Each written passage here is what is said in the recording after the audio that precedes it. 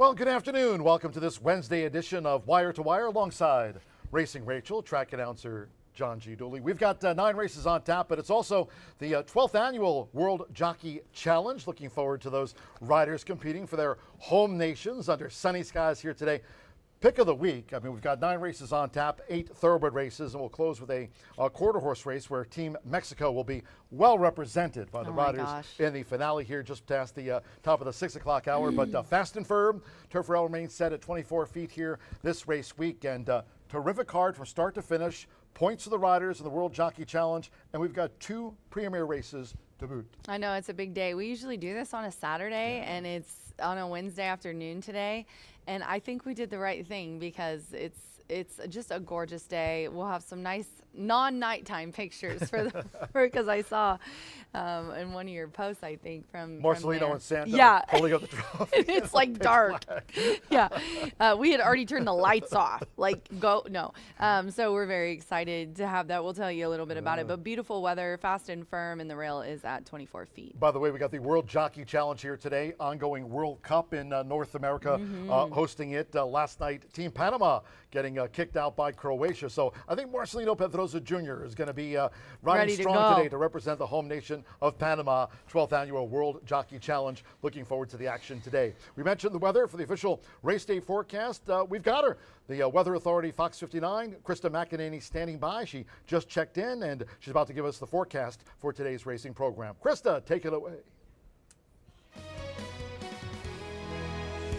Good afternoon. Another great day out of the track. We will be warmer this afternoon with high temperatures climbing into the lower 80s, a mix of sun and clouds around, and then a little bit more cloud cover as we head into the later evening hours. We'll be drying through the race time down here in Shelbyville. As we head on into the evening hours, we'll see a few spotty showers off in our northern counties. Enjoy the races. Yes, Krista, we will enjoy the races here on the 12th annual World Jockey Challenge, where Team USA has won 5 times. Team Puerto Rico have won the competition 4 times, and Team Panama 2015 and last year under jockeys Marcelino Pedrosa Jr. and Santos Anjor scoring some points 1 year ago in the competition. Looking forward to it. Going into our racing card here today, well, Joe Ramos, no stranger to the World Jockey Challenge. He's raised the trophy high above for his team, Team Puerto Rico. Joe coming into today's race is strong after a double on yesterday's card race. Yeah, I had to put Ramos's double on here because he has been it's a really competitive jockey. Yeah, it's a really competitive jockey colony, and we've got some very, very nice, talented riders here, and it's hard to spread out all the mounts between them. And with the mounts that Joe's fighting for, he is riding so well. One of our ex-leading jockeys. I just couldn't believe that. You know, I finally am getting to show him on a double. So give Joe more mounts, people. Race 6, number 7, Prayer Unbridled for Terry Phillips is what we're going to start with. Love my man Terry. These were both non-favorites. I mean, this was a $7 horse. The next one was a $9 horse. So congratulations to them. Yeah, Screamin' Nina was going for a hat trick of wins here this meet, but will be kept at bay by Prayer Unbridled, who just kept on finding and finding under jockey Joe Ramos to start his double on yesterday's card. It was Prayer Unbridled, you mentioned. Terry Phillips owns and trains, and getting there and holding off the late charge of Screaming Nina, who was denied her 3rd win in a row. Now we go to the turf course, and Tiana Richardville, Thirsty Acres Racing. We know those silks, the blue with the orange sleeves. Here's a blue cap for Gonna Getcha, and Gonna Getcha sure did. It's a Shania Twain song. I'm gonna get you. It's a matter. That's literally what happened here. Congratulations to Deanna. She also had a riding double on, or a training double on the card. She won the 1st or 2nd race. So congratulations to her, and also to Klopp for a training double on the card. But yeah, Ramos with a nice ride. Couple of rides. That one paid $940. Randy Klopp, Rachel mentioned it, coming off the double on yesterday's card. Now 3 up on both John Harron and Gennaro Garcia. They had 20 wins apiece here this meet, but it's Randy Klopp topping the trainer standings going into our World Jockey Challenge here today, where Fernando de la Cruz will represent his home nation, and Fernando going into the racing program on top of the leaderboard. Yes, definitely. Those are the names that you should highlight and bet on today if you want to catch some tickets. Horseshoe Legends contest, that's $1,000 up for grabs. All of you Racing Rachel's Warriors, have no fear. That contest will be back last Wednesday. Got a lot of DMs on my X asking about the contest. But we've got a special one for them today, Rachel, June 24th. Tell them about it. Yes, we're not going to have Racing Rachel's Warriors today. We are going to have our Legends contest, but I'm sure no one will complain because the grand prize for the entire meet at the end of my contest is $1,000, but you can win $1,000 today. All you have to do is send your entry, your picks to Horseshoe Indy Contest at gmail.com. We're going to have a couple other ones, not until October, November. We have plenty of handicapping contests between then, but this specific one for $1,000 today is free to enter.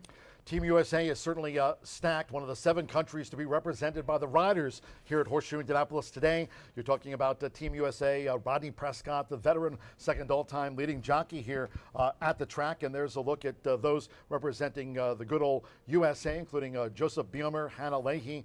I just mentioned Rodney. Mitchell Murrow, he had a scratch on the card. Micah Meeks was on the score sheet yesterday, winning the opener. Summer Pauly with a call here on the card. And you've got Irving, Augustin, Dex Mitchell, and Jamarius O'Neal there in the finale. Dex and Jamarius riding against all of Team Mexico in the quarter horse finale. We have 7 countries, including Panama, Peru, Puerto Rico, USA, Guatemala, Chile, and Mexico. Our parade of flags is going to be after race 1. We're going to have it's like herding cats, guys, so be patient with us. But I got Herb Street in the jockey's quarters. Thank God. John, one of my favorite people at the track, growing up with John. He is doing a great job. He's taken over the clerk of scales position. And so, John, if you're listening, I'm praying for you, baby. I'm praying for you. Get them in the line. Get them in the line and send them down, and I'll call them out. Me and John are going to be, going over the parade of flags, which will be after race 1. Then, sadly, and I don't normally report this to anybody, but today might be my last FanDuel TV hit ever. It might be my last FanDuel TV hit. I'm going to do the parade of flags, and then I'm going to run upstairs so I can talk. It looks like Matt and Dubsy are on today, so... very sad. We talked about it yesterday. I'm not going to cry. Even though I haven't worked for FanDuel, I've been on HRTV, TVG, or FanDuel for my entire career, so over 15 years. So it's just crazy that it's ending.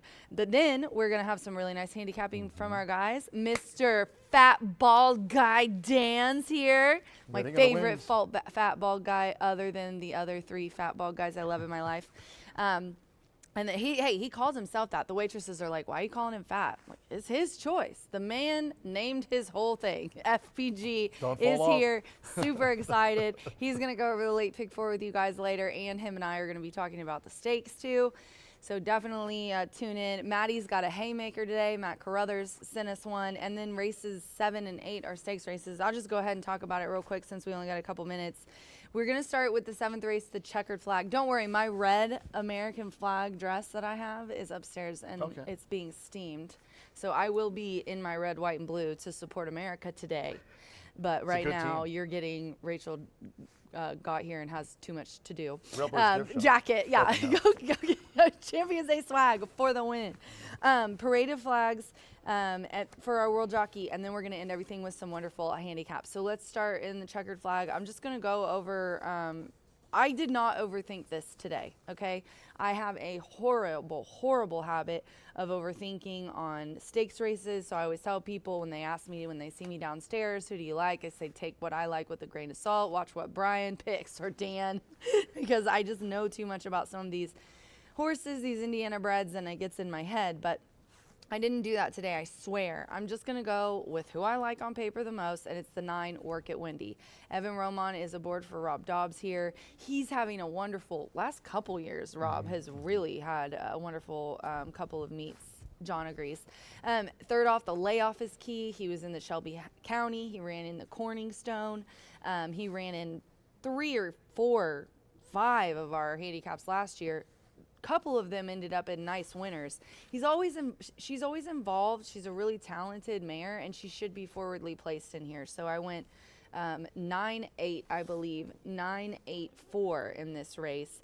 My long shot is in the next, but I couldn't leave out Hot Middles. Couldn't leave out my girl Tiana, because Tiana just came off a double. Hannah is honestly one of my favorite people and just really talented with horses. And representing Team USA today, too. And my girl Hannah is Team USA just like me. That's my girl. 10, Just 4, like you. 6. Yes. Nobody listens. Well, she's not just like me. She's actually, What did you say? she is just like me, actually. Her and I are like this. Goldwyn is my top selection. He just hates to, he's like, put it back on me. Sleepy, and then I'm going to round it out with, CJ Storm. That's who I wanted to talk about. Let's not talk about favorites. We'll talk about that later. Why is CJ Storm not getting any respect? This horse, literally, William Henry Harrison was second. He was didn't show up in the smooth operator. I think he had kind of an awkward start, but we're at 30 minutes to post. You know, we'll send it to Brian. We'll go into depth about this, but I'm definitely going to include CJ Storm. I mean, he pulls off these really nice races. Last year, he won the Too Much Coffee at 27-1, and then he comes third in his debut, ends up second in William Henry Harrison, and he's 12-1. And I bet everyone's going to ignore him, but he's a tough knocking guy. 6-year-old gelding. Don't discount him. That's all I got to say about that. For free. 30 minutes away from the first of the day. Always cheers to our sponsors. Be sure to follow us on socials. You can reach out to all of us in the track at HS Indy Racing on Instagram and subscribe to our YouTube channel at Horseshoe Indianapolis Racing. We're getting set to check in with Brian Aragoni for the first time here today for a look at the 50-cent early pick 5. Really quick yesterday, early pick 5, $18,306. Oh my God, yeah. Late fire Steve 5 was paid texting me about that. $113,393, over $113,000 the late fire 5 yesterday. Yep. Low 11.99% takeout. The Itoba, a $1 late pick 4 yesterday, $9,200. Stay tuned for the B block. Back with Brian right after this.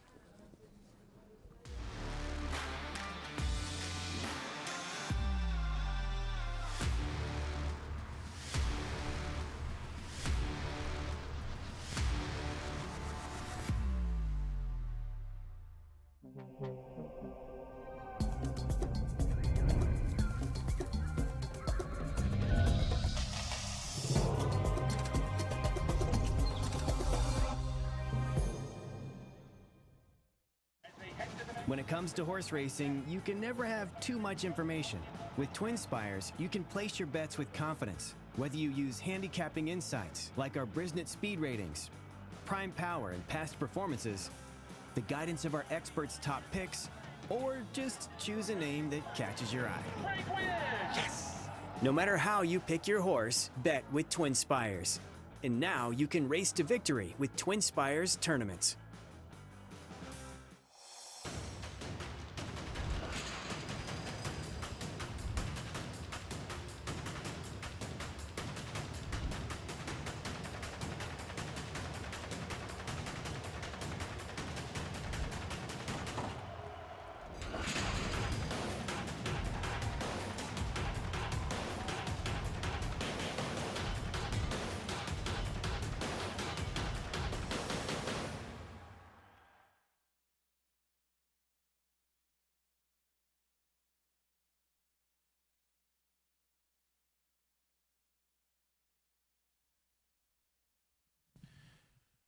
Welcome back to Horseshoe Indianapolis. It's the B block. There's certainly no biases here in this desk. At this desk, I'm certainly not cheering for any team in particular or anything like that, but hopefully something that we are not accustomed to here at Horseshoe Indianapolis does happen. Maybe a new country could win. I mean, there's a certain country, red, white, and blue, that's having a modicum of success early on in the World Cup. We'll see if that will continue.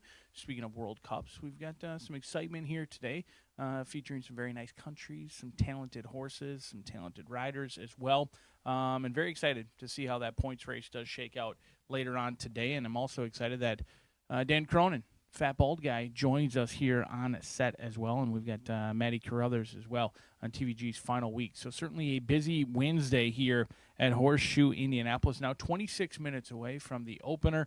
1 mile and 70 yards going to be the distance in race number 1. Let's take a look at how I navigated through these first 5 races. It's continued to be challenging. You saw that a 6-figure payout in that pick 5 yesterday.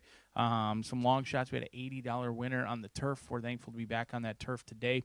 Our turf is listed as firm as well, so certainly appreciate that with 24-foot rail setting, 26 minutes away. So let's take a look at this first race, 1 mile and 70 yards. 3-year-olds all looking for their first career victory. Some of them have been at it much longer than others.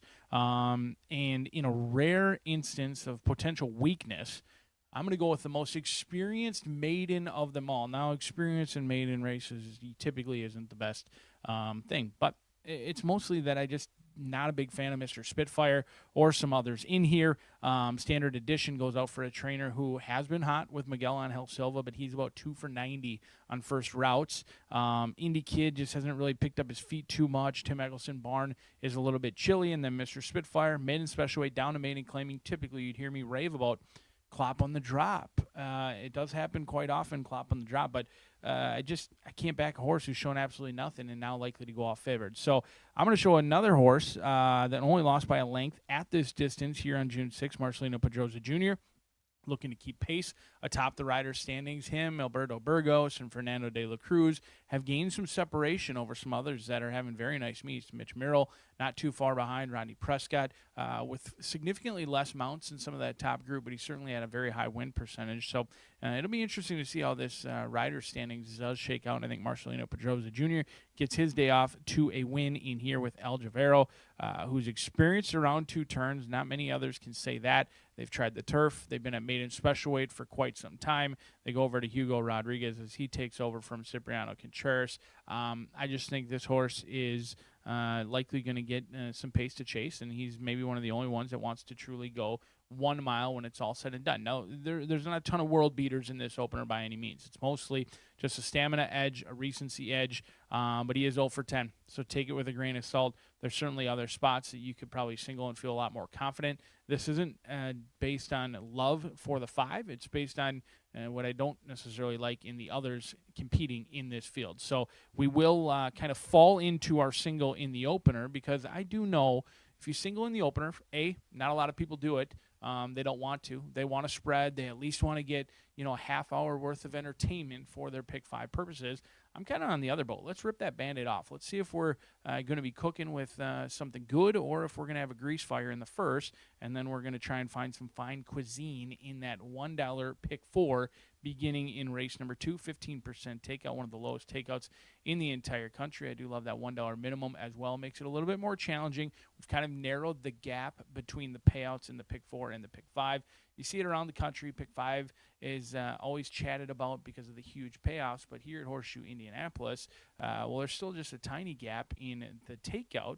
We've really eliminated a lot of that gap between the pick 5 and the pick 4 payouts, and I think this pick 4 could pay very similar to what the pick 5 does today, because we don't have the biggest field to kick off our card on a Wednesday. 1 mile the distance, non-winners of 2, 3-year-old fillies and up, claiming 20,000 in here. I'll go 1, 2, and 5. I know Ticket Warriors would like me to pitch Leafology at 4 to 5 for Cipriano Contreras, and I think there's some question marks that need to be answered. They did pass the distance test last time out in what looked to be somewhat of a boat race. They kind of got an easy lead. No one really ran on, and they just went merry-go-round all the way around the racetrack. Claim for 30, in for 20. Not the biggest concern. You see Linda Rice do it all the time. Cipriano Contreras, he does do very well claiming horses elsewhere, bringing them to Horseshoe Indianapolis, and going right to the winner's circle. I do think there's probably an allowance spot that they could have found, maybe an optional claimer that they could have found, but they're interested in dangling this horse for 20,000. He both owns and trains. The layoff, a little bit of a hesitation in here, 4 to 5. Strictly the horse to beat. If they run back to that buyer speed figure last time out, I think they're strictly the horse to beat, and this will be a single on many people's tickets. I do think highly of Kelly Bainham and her team. She's been knocking on the door through limited starts here at Horseshoe Indianapolis in 4 starts, 2 seconds, and a third. Gets Hannah Leahy for some girl power in there with Synoptic. The blinkers on, another one who claimed last time out. Very good numbers first start off the claim in here as well. Another horse who ships in from Oaklawn. And then what do you do with Don't Look Back Now? For John Herron, Herron's been red hot. Amir Mendoza's been heating up as well. He started out very hot, kind of drifted down to that 10%. Now he's been heating up again. He goes as Herron goes, and some of his trainers do as well. Turf to Dirt in play. Claimed last time out off of the turf. Second start off the layoff. 1 for 17. I don't love that they're 1 for 17, but I do like that they've had some experience and some success around 2 turns, both tactical speed, being on the lead, and can sit off the pace. And if the 2's not ready to rock and roll, and there's a reason why they claim for 30 and they're in for 20 just a couple of months later, I think Don't Look Back Now could get first run in here, first off the claim for the red hot John Herron barn. despite being 5-year-old mare, still looking for that elusive second victory. 1, 2, and 5 in race number 2. Race number 3, where things really start to get interesting because we step on that beautiful turf course of ours, and there's been chaos on the turf. The Caesars turf has yielded some very big payouts. Yesterday we had one $80 winner on the turf in here. Scratch numbers 2, Tap Bonnet. Number 6, Collected Bond. 11 of them set to go 1 mile, all looking for their second career victory. I'm going to go with my top 3 selections, 8, 9, and 12. I do think that you could go significantly deeper in this spot. I'm really playing against Oak Valley. This is a horse I'm going to continue to play against. 1 for 13. Could go off favorite in here for Ed Moger, Steve Moger. They've been having a very nice meet at Horseshoe Indianapolis. They've teamed up with Summer Pauly with a lot of success. I don't think she's here today. Luis Contreras is going to pick up the mount. He had a very nice win yesterday in our opener at a decent price where he rode the rail. Brought home what I believe was probably around a $30 winner early on yesterday. But this is a play against for me for Oak Valley, not because of any other reason. I just don't think this horse really has much fight in wanting to dig down deep and have a ton of success near the wire. Has had the lead in numerous races, doesn't always like to pass. You did note that the lone win came via photo finish for Brendan Walsh, and sometimes it's tough to get back to the winner's circle when you do claim off of some of those high-end trainers. They're going to make an equipment change in here, going to go down the class ladder again. They've kind of tried everything with Oak Valley. If today's the day, so be it. I'm going to go 8, 9, and 12. I know that Fun's Little Sis is a horse who really hasn't shown much progression from 3 to 4. At least that's what it looks like on paper. I do think her numbers are a little bit more muddy than maybe suggested. Now, she's making a big drop in class. She's going from allowance to claiming, but she is an Indiana bred taking on open company. That's kind of a lateral move in my opinion, but she is in for 10 in here. She's a full sibling to Fantastic Vow, who I thought very highly of, and probably 1 mile might be the furthest that Fantastic Vow wants to go, and it might be the furthest that Fun's Little Sis wants to go. My big angle with Fun's Little Sis, tactical speed, probably doesn't need the lead, but can go to the lead, and then you just draw a line through those last 2 races. What if Fun's Little Sis hates the dirt? I think she does. I don't see any reason that she stayed on last time out, May 28th, in an off-turf event. I thought maybe another turf race might come up, but sometimes the condition book forces your hand. Now, hopefully it's not a condition issue where they just stayed in trying to get more fitness, but her numbers are really muddied by 2 poor dirt races. I know she won in an off-turf sloppy race where she had the lead all day long at 3 years old, and this season just hasn't really been in the best form. But that synthetic race, she showed good speed. She had Fernando aboard. She ran against real racehorses this winter at Turfway, and she ran a huge race. She didn't wave the white flag when she was headed. She battled on. She stayed clear of the third-place finisher, and there was a lot to like. That was on the synthetic. I think she's going to like the turf. They wanted to get her on the turf. They tried to get her on the turf November of last season. They tried to get her on the turf earlier this season. Forgive those dirt races, and Fun's Little Sis is in with a big chance at potentially some favorable odds. 5th wheel could be any sort in here. I thought they were a victim of what was a paceless race last time out, Santos Sanger.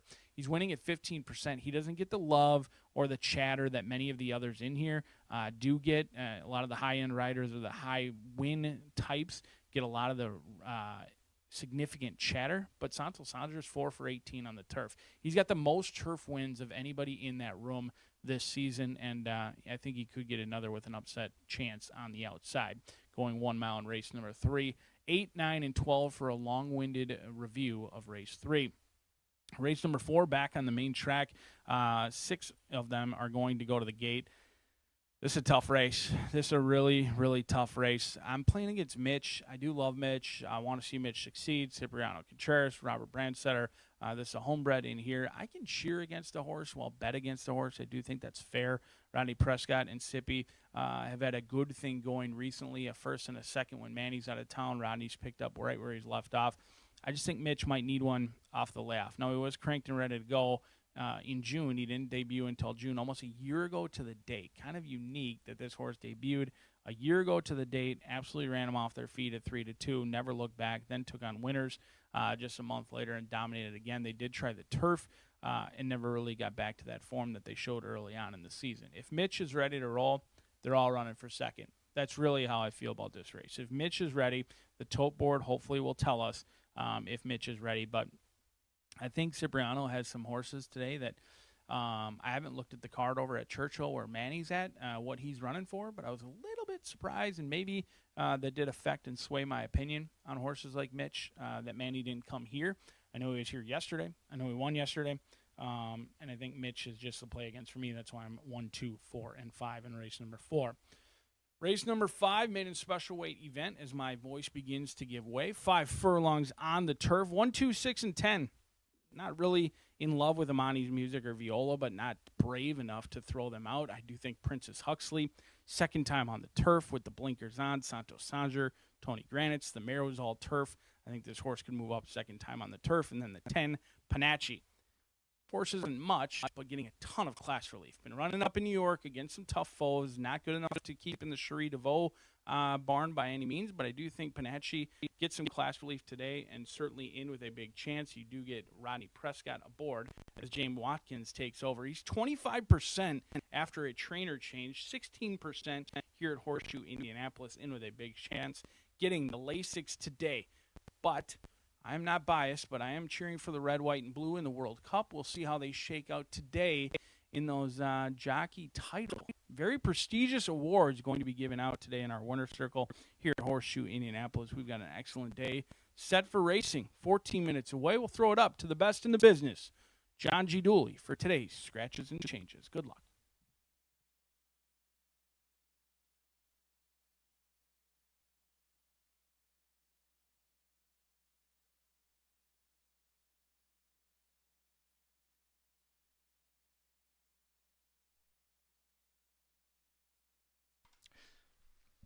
Good afternoon from Horseshoe Indianapolis. Hello now from the broadcast booth. Great to have you with us today. A wonderful day in town. It's also the 12th annual World Jockey Challenge here at the track under sunny skies. The temperatures in the upper 70s. Main track fast and the turf course firm. For turf races this week, the rail set at 24 feet. So fast and firm, 12th annual World Jockey Challenge. Races 1 through 9, a couple of premier races as we feature the checkered flag and the Nobody Listens handicaps on today's card. Let's take a look at the changes and corrections then. Opening maiden starts the 50-cent early pick 5. This is the first leg of the World Jockey Challenge. 7 countries competing for their home flags today. In race 1, all 6 start. No changes in the maiden opener. In the second race, over the mile. Second race, we just received a late jockey change. That's for the 3 Long Tail Sally. The jockey will be Joe Ramos. Joe Ramos riding for Team Puerto Rico here in the World Jockey Challenge. Joe Ramos on 3 Long Tail Sally.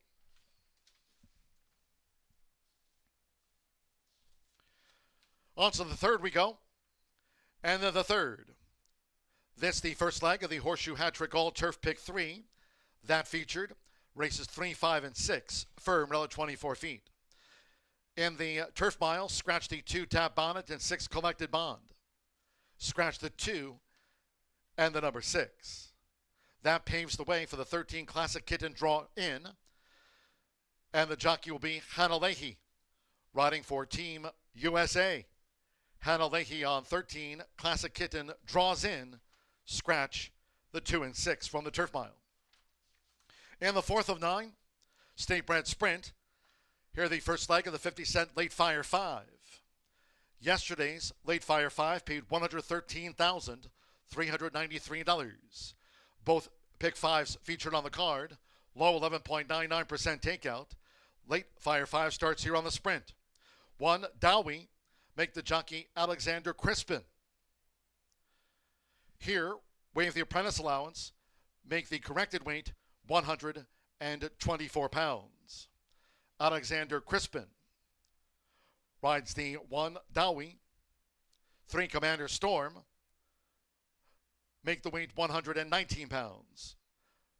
No apprentice allowance will be claimed here. 119.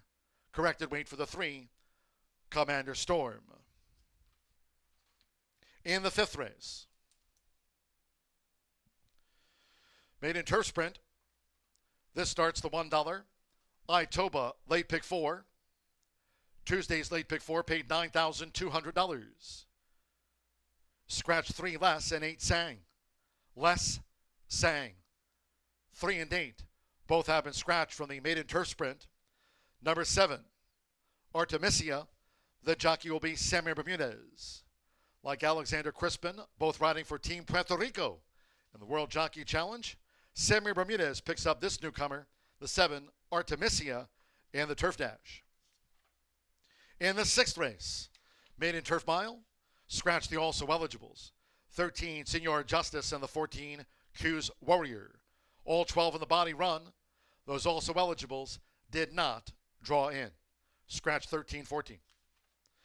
7th of 9 and the first of our 2 premier handicaps, the checkered flag. Here scratch the 6, Fat Chance, and 11, Imagine the Moon. First of our 2 premier races, scratch 6 and the number 11. Number 1, 3 Coats. The jockey will be Santo Sanjor, riding for defending champions in the World Jockey Challenge, Team Panama. Santo Sanjor on 1, 3 Coats in the checkered flag. In race 8, the Nobody Listens. Handicap over the 6 furlong, scratch 3, Good Luck Injustice. The blue 3, Good Luck Injustice, has been scratched from the Nobody Listens. And in the 9th, quarter horse allowance dash over the 350 yards. This is the final leg of the World Jockey Challenge. There's a quarter horse pentafecta carryover, $4,942. That is a quarter horse 10-cent grand high 5. Pentafecta in the quarter horse finale, $4,942. 2 countries represented, Team USA and Mexico, in the last of the day. Sunny skies for the 12th annual World Jockey Challenge. 2 premier races, the checkered flag and the Nobody Listens. Temperatures in the upper 70s, main track fast, turf course firm, turf rail at 24 feet. 9 minutes away from the maiden opener. Make it a great day with us here on World Jockey Challenge Day at Horseshoe Indianapolis.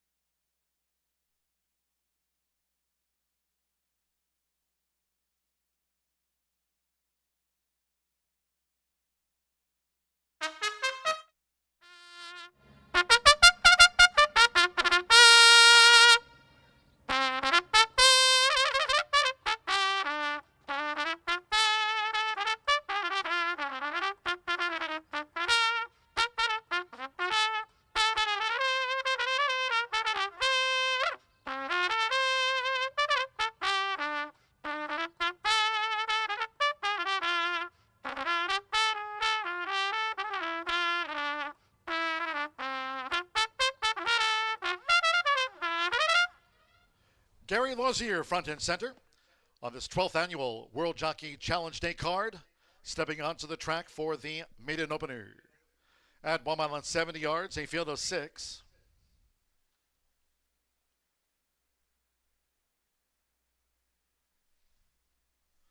There are no program changes at the top of the card. All 6 run here in the maiden. It features exacta, trifecta, superfecta. Double pick 3, starts at the 50-cent early pick 5. Beautiful day. Sunny skies, upper 70s. Main track fast, turf course firm. Turf rail at 24 feet this week. 2 minutes to post time. It's the first leg of the World Jockey Challenge. 7 countries represented. Who will it be? 2 minutes to post time. 2 minutes.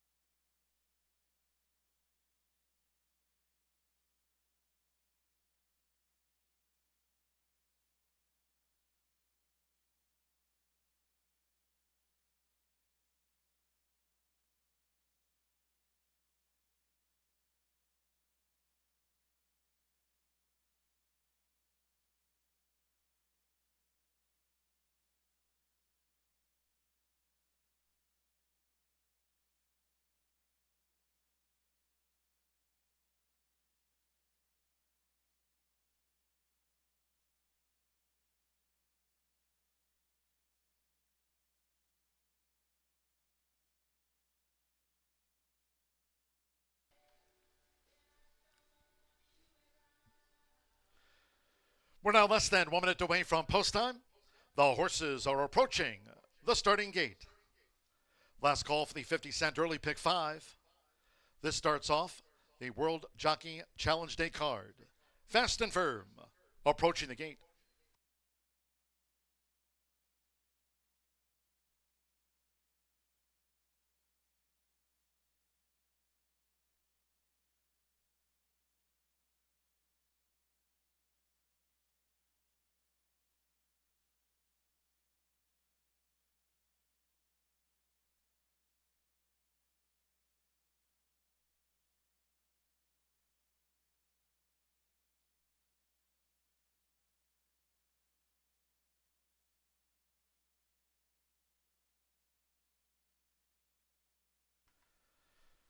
Seven countries will be represented in today's 12th annual World Jockey Challenge. The horses have reached the starting gate. It is now post time. Fernando de la Cruz with Mr. Spitfire. Amir Mendoza, Oh My Bob loaded. Hanalehi with Standard Edition. El Jovero, Marcelino Pedroza Jr. riding for defending champion Team Panama. Alexander Crispin with Indy Kid. Sunny, Fast and Firm. One more, Andres Aloha with Dream Fast. On World Jockey Challenge Day 2026. Going running at Horseshoe Indianapolis. Mr. Spitfire away well.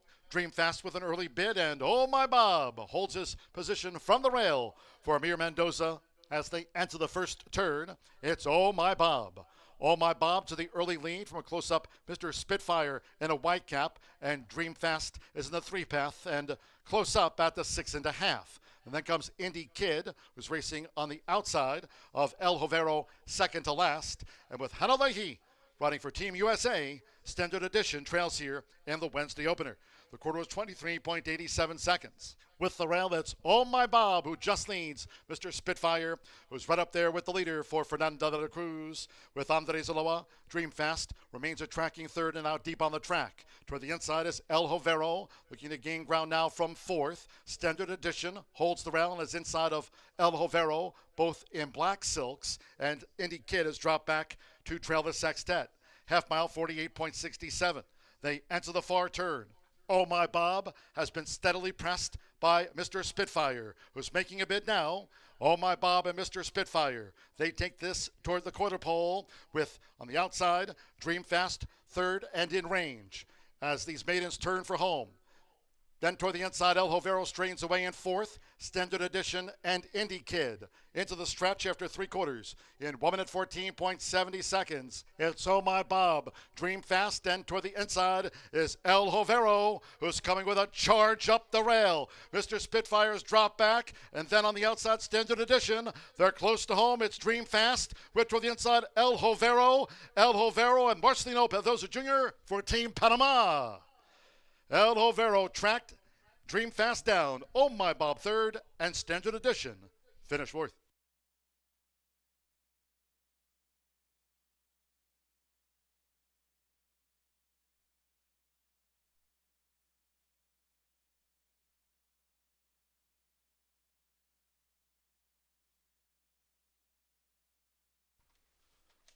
$145.47 after the maiden. We're standing by for the run order from the judges. 5, 6, 1, 2. 5, El Jovero. Even money first. 6, Dream Fast at 10 to 1 second. 1, Oh My Bob at 5 to 1 third. And 2, Standard Edition at 8 to 1 fourth. 7 countries represented in today's World Jockey Challenge 2026. Team Panama, the defending champion, gets 5 points right off the bat. Marcelino Pedroza Jr. here on the son of Honor AP. 5 points to the winner. 3 points for second and a point for third. First points on the board for Team Panama.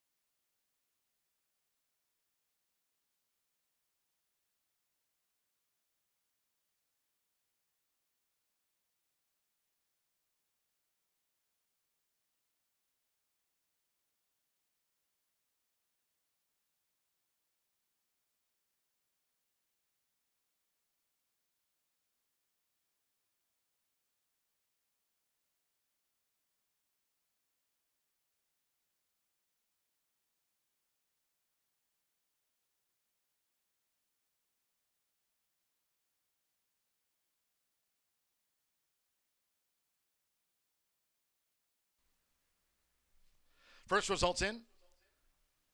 The 5-6 exacta paid $33.80.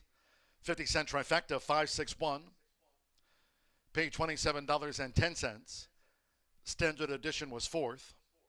Points of the World Jockey Challenge to the top three, 5, 3, and 1 points wise.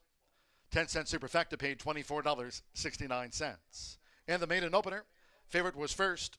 All six ran 145.47. Race 2, 35 minutes away. The parade of flags coming up in just a short time from now. 7 countries represented in the World Jockey Challenge here today. Team Panama already 6 points in the first race. Second race over the mile, no scratches. 3 Longtail Sally, the jockey. Joe Ramos riding for 4-time challenge winner, Team Puerto Rico. Joe Ramos on 3 Longtail Sally. Exacta, trifecta, superfecta, double pick 3. The mile starts the $1 early pick 4. If you're just joining, welcome. Fast and firm, post time, following the parade of flags, 2:55. In all cases, please do make your Horseshoe Indianapolis selections and wagers today on the World Jockey Challenge card early. Thank you. Coming up in just a moment, our first race replay of the maiden. It was El Jovero Marcelino for Team Panama.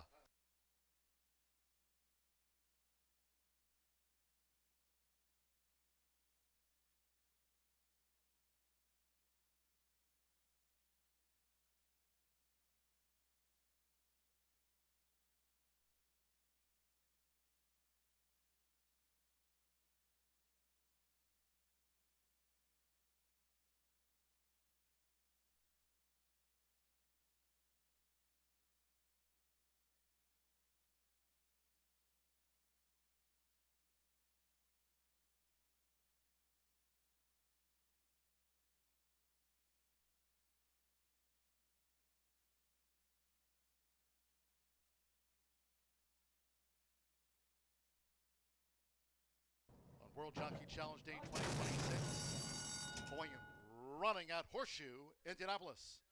Mr. Spitfire away well.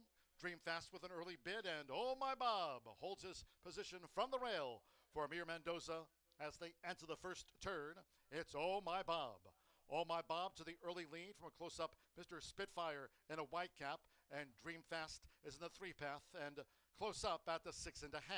And then comes Indy Kid, who's racing on the outside of El Jovero, second to last. And with Hanalehi riding for Team USA, Standard Edition trails here in the Wednesday opener.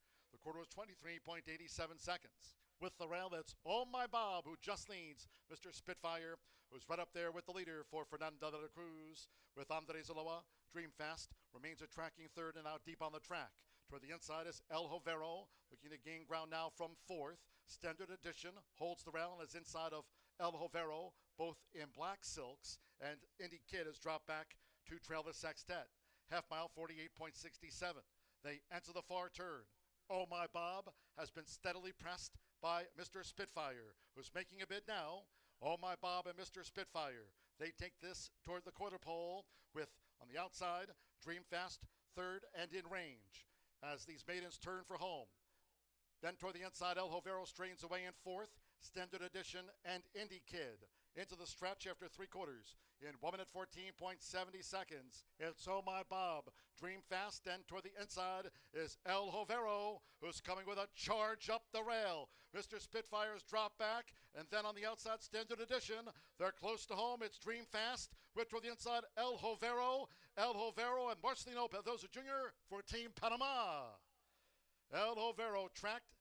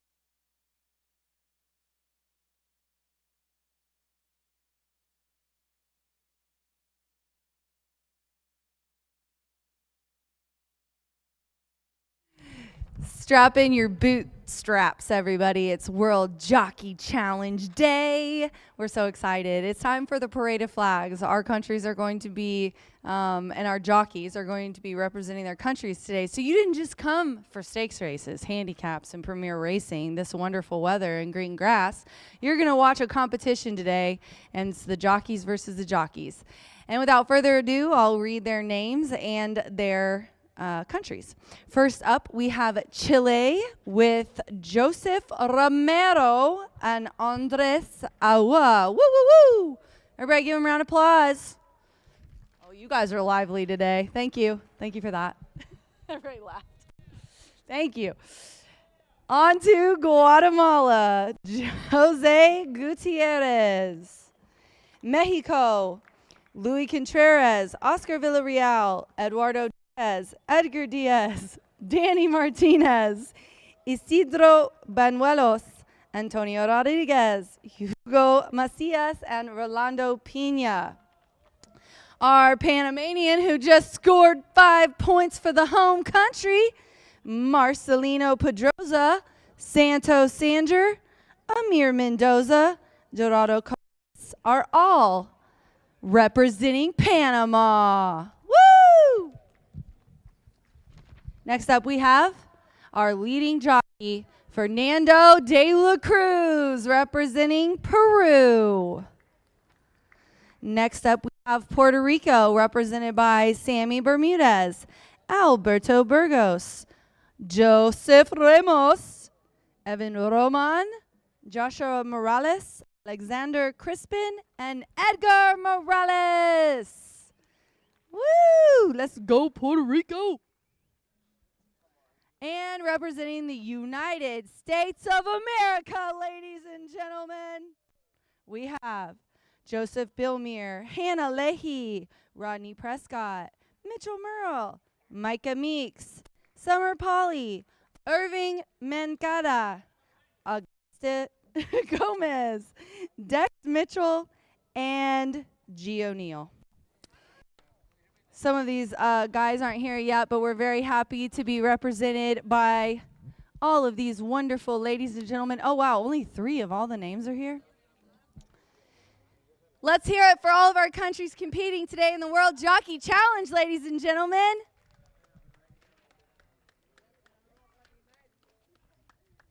I just want to let you guys know that first place is 5 points, second place is 3 points, and third place is 1 point.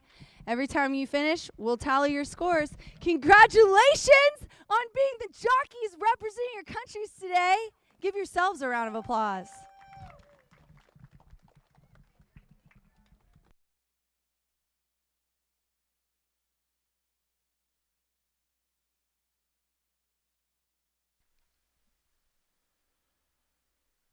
Racing Rachel joining the riders taking part in today's 12th Annual World Jockey Challenge. Marcelino Pedroza Jr. picking up 5 points with the maiden win on El Jovero. Team Panama off to a fast start. The 2-time champions Team Panama with 6 points. And Chile picking up 3 points for the runner-up with Dream Fast under Andres Aloa. Good luck to all representing your home nations.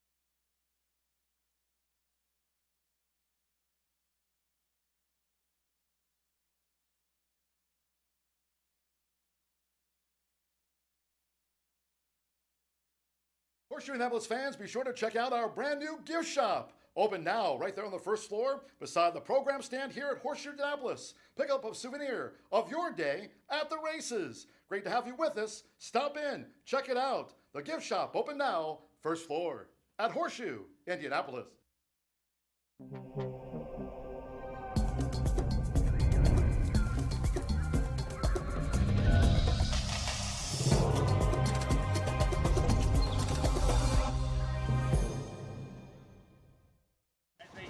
When it comes to horse racing, you can never have too much information. With Twin Spires, you can place your bets with confidence. Whether you use handicapping insights like our Brisnet speed ratings, prime power and past performances, the guidance of our experts' top picks, or just choose a name that catches your eye. Yes! No matter how you pick your horse, bet with Twin Spires. And now you can race to victory with Twin Spires tournaments.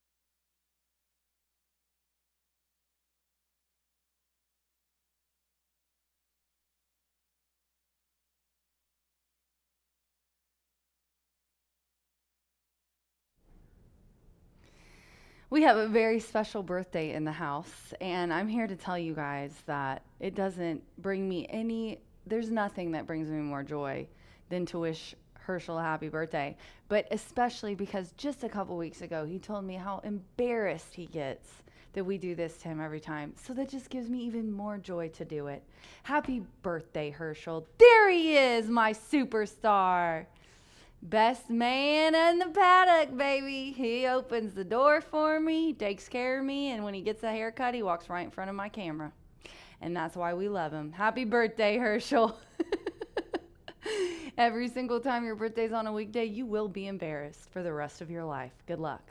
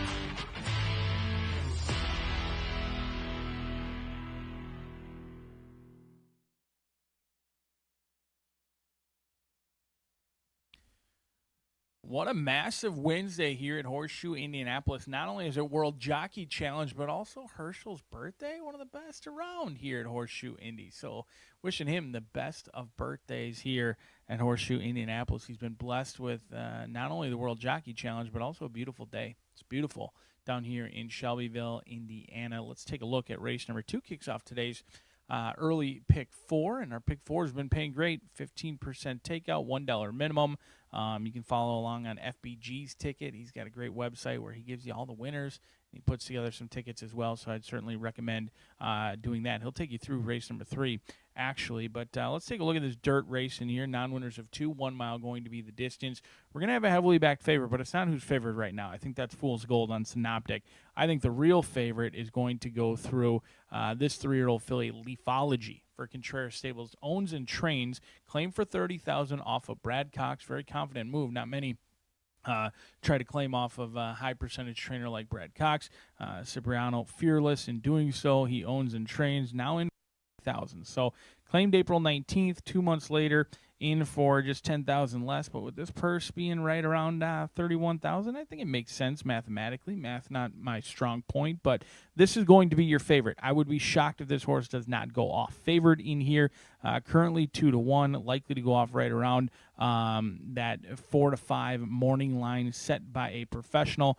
Dominated last time out at 6-5, ran very well going around 2 turns for the first time after not showing much on debut. Really got the lead and rallied home a nice winner. Never looking back, got away with some reasonable fractions on the front end in what looked to be somewhat of a boat race.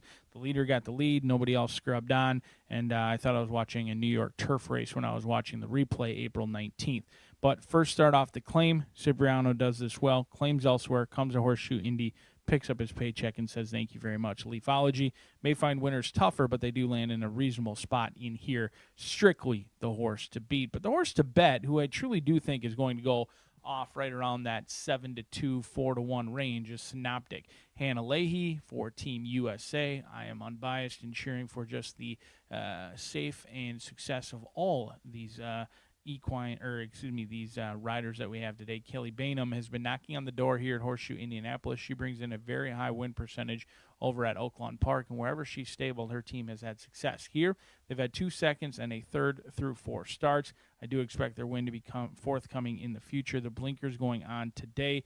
Claim for $12,500, in for $20,000 in here, has been laid off, now stretches out to 2 turns. You don't see very many horses that have been at the lower level claiming ranks win a race by 20 lengths. And no, this horse was not 1-9 at Houston.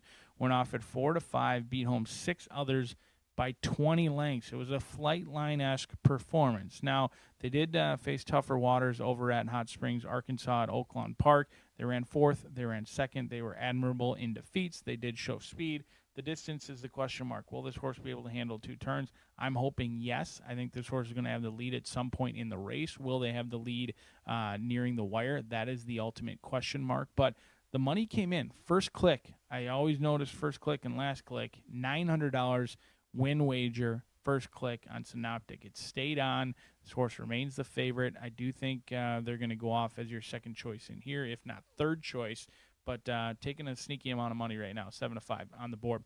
The 5 is the one that I think is maybe the biggest challenge to your likely favorite in post position number 2. Don't Look Back. John Herron's been red hot here. As of late, he claimed this one for himself. Owns and trains turf to dirt in play. Claimed off of Cipriano Contreras. So how fitting would that be to take his horse from him and then beat him with it, since he's going to be in this race as well in post position number 2. Herron's been clicking on all cylinders recently. In fact, he's got 2 wins so far this week as well. He got a win with City Prayers and a win with Leo Springs. He's been knocking on the door, picking up paychecks. Fool's Jester also had a troubled trip, had to settle for off the board in there, but they certainly had a significant amount of trouble. So the barn's been going in the right direction. First start off the claim, a good one for John Herron. The 5-year-old mare, she's a little bit light in wins, though, in the win column. She's got 1 win from 17 starts. She's had a lot of opportunities at this non-winners of 2, and it did take her some time to get through the maiden ranks. However, she's tested around this distance where some of the others maybe not. She's got experience, turf to dirt, second start off the layoff, all things that I like, and then don't look back. The value of this race is the 1 and the 2 getting pounded in the win pools. We'll see if Don't Look Back gets win number 2 and start number 18 on World Jockey Challenge as we kick off today's early pick 4.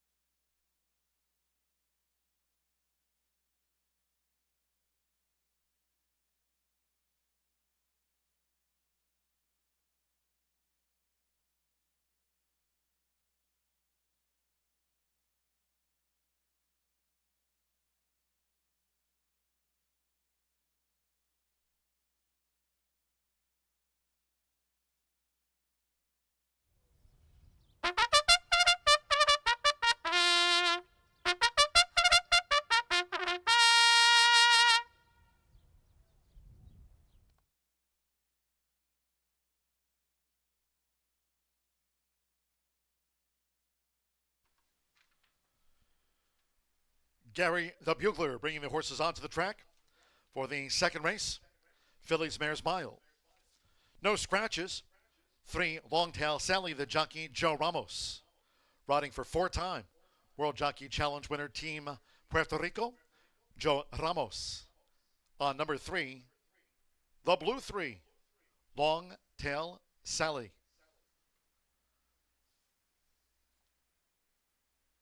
6-run exacta trifecta superfecta, double pick 3.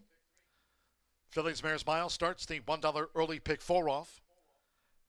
Fast and firm. 2 minutes.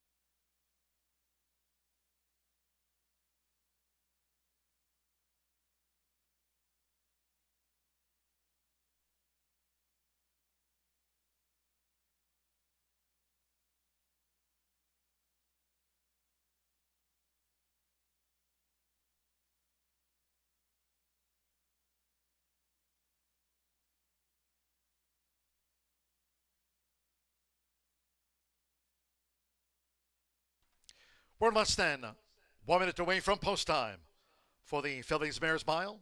Starts the $1 early pick four. If you're just joining, 12th Annual World Jockey Challenge. 7 countries represented, fast and firm. The horses are approaching the starting gate.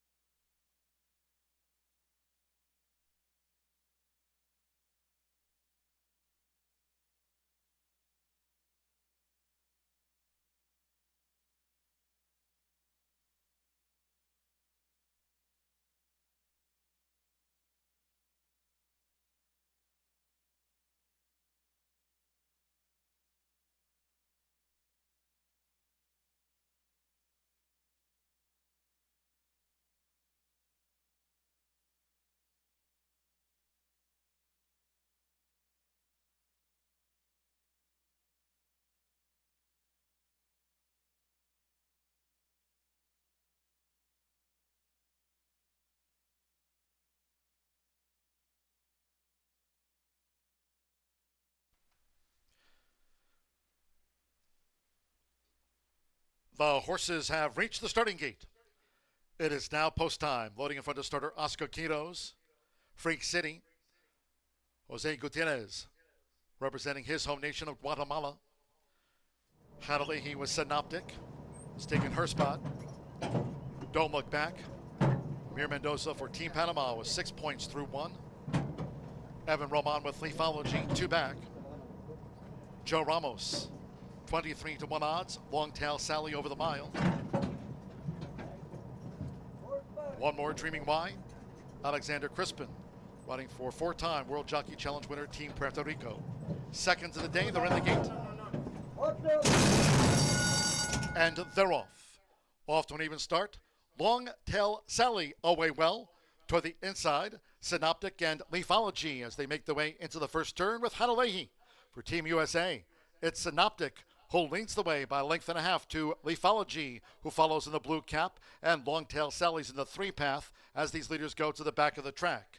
Don't Look Back is now running in 4th here in the early stages, 2 clear from Dreaming Why in 5th, and Freak City is last of the 6. The first 2 of 8 furlongs in 23.52, Synoptic leading the way as they make this run toward the half-mile pole from a close-up Leafology, and Longtail Sally is 3 deep uncovered. It's Synoptic. In front here leads the Phillies Mares Turf Mile, or mile going past the half-mile pole, with Don't Look Back running in 4th. Then Dreaming Why and Freak City remains last. Still Synoptic. Leafology close along with Longtail Sally. Fast Track, half-mile 46.92. They round the far turn at 2 to 5. Leafology trying to get up here to Synoptic, who just leads Leafology, who's just about on even terms. And these two come past the quarter pole, working their way clear from Don't Look Back in a white cap. After chasing the pace, Longtail Sally has dropped back, then Freak City and Dreaming Why last. Leafology, Don't Look Back as they come up now to Synoptic, 3/4. 1 minute 12.09 seconds. And with Evan Roman for Team Puerto Rico, Leafology emerged in front. Synoptic, after doing the heavy lifting, has dropped back. Don't Look Back on the outside for Amir Mendoza. It is Leafology who just holds Don't Look Back to win by a half length in the mile. Freak City was 3rd, and Synoptic finished back in 4th.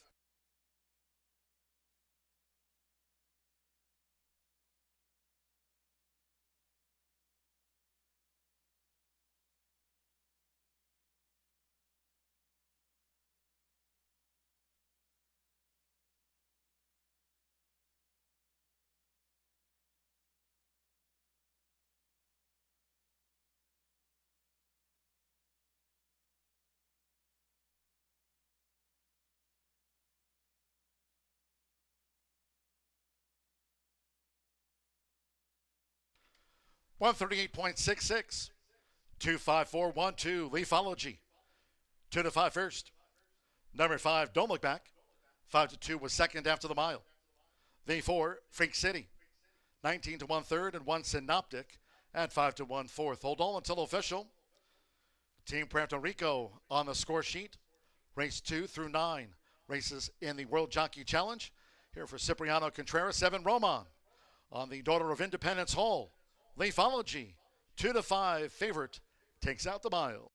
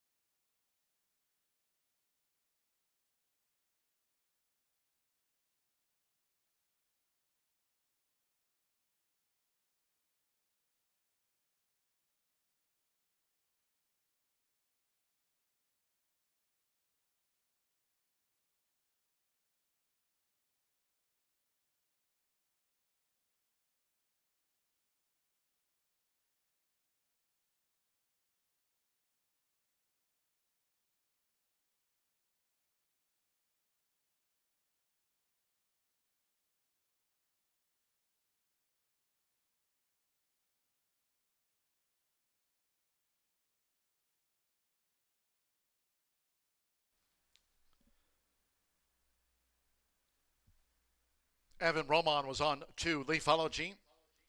5 points to Team Puerto Rico for the win after race 2 of the World Jockey Challenge. And the Murphy Trailer Sales winner circle 2, Leafology. 3-year-old Dark Bear Brown filly by Independence Hall. Out of Toasted by Successful Appeal for Cipriano Contreras' Contreras Stable Incorporated and William Roundtree's Coaches Stable LLC. Horseshoe Indianapolis congratulates the winning connections of Leafology. Takes the Fillies Mares Mile.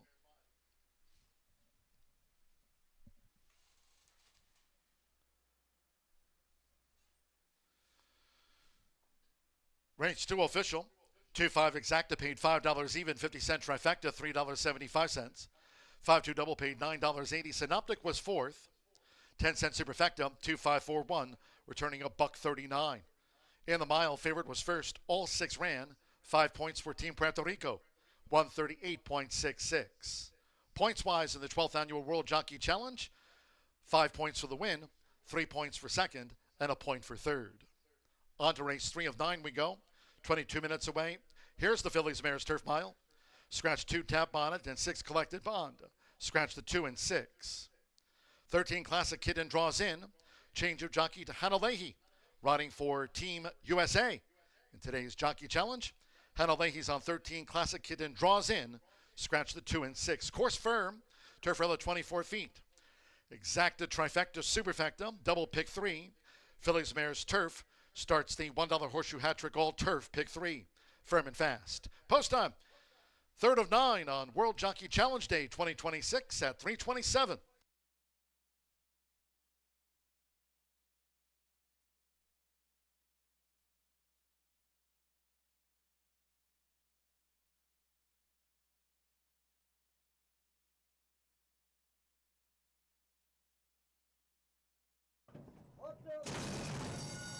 And they're off.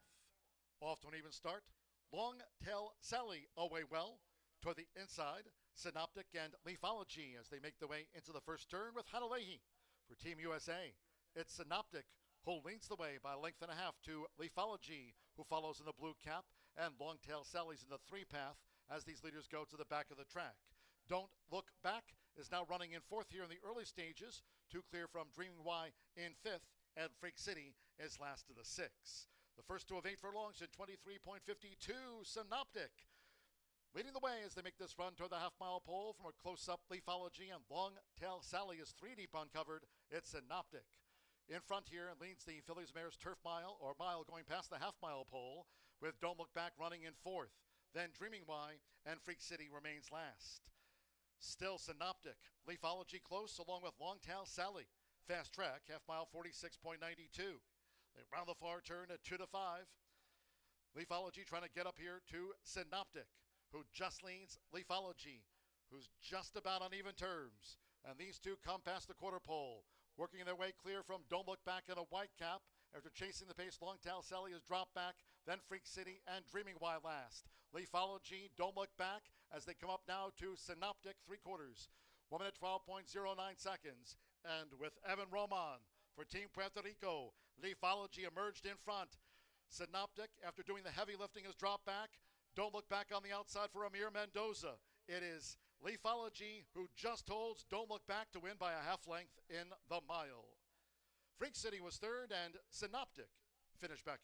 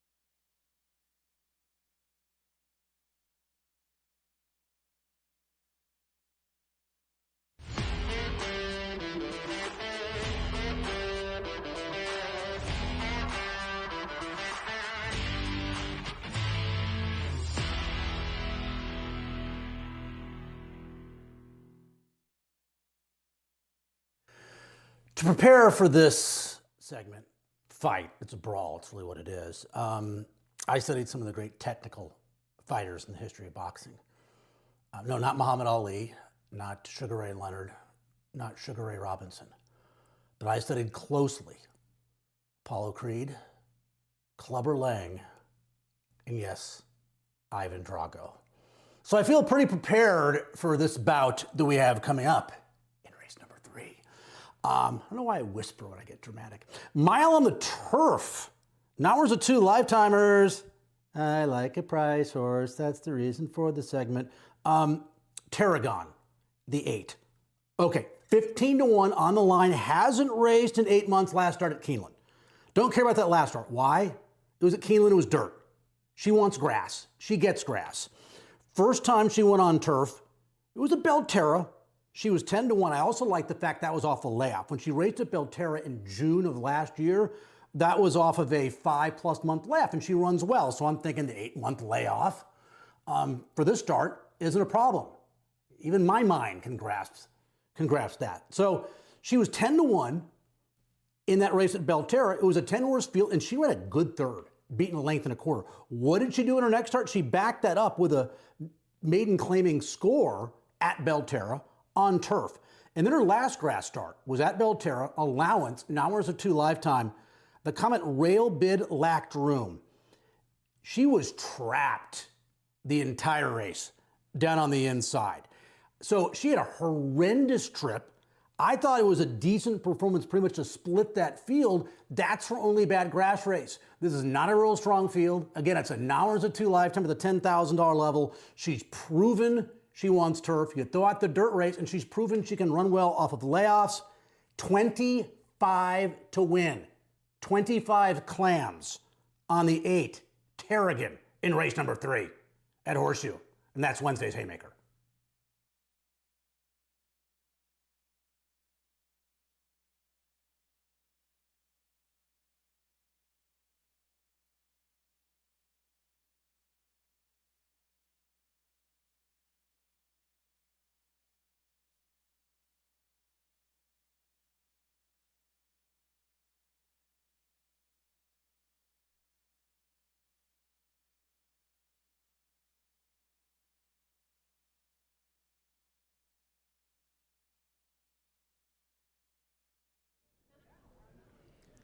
Good afternoon, everybody. I am FBG Dan Cronin. I came up from Cincinnati to try to win some money today for everybody and myself.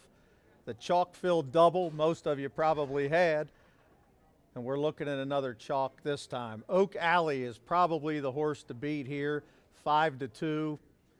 You know, it's a wide open race though, so I wouldn't be all in on the 7 here, Oak Valley. I like Contreras, I like Ed Moger. Yes, she's the horse to beat.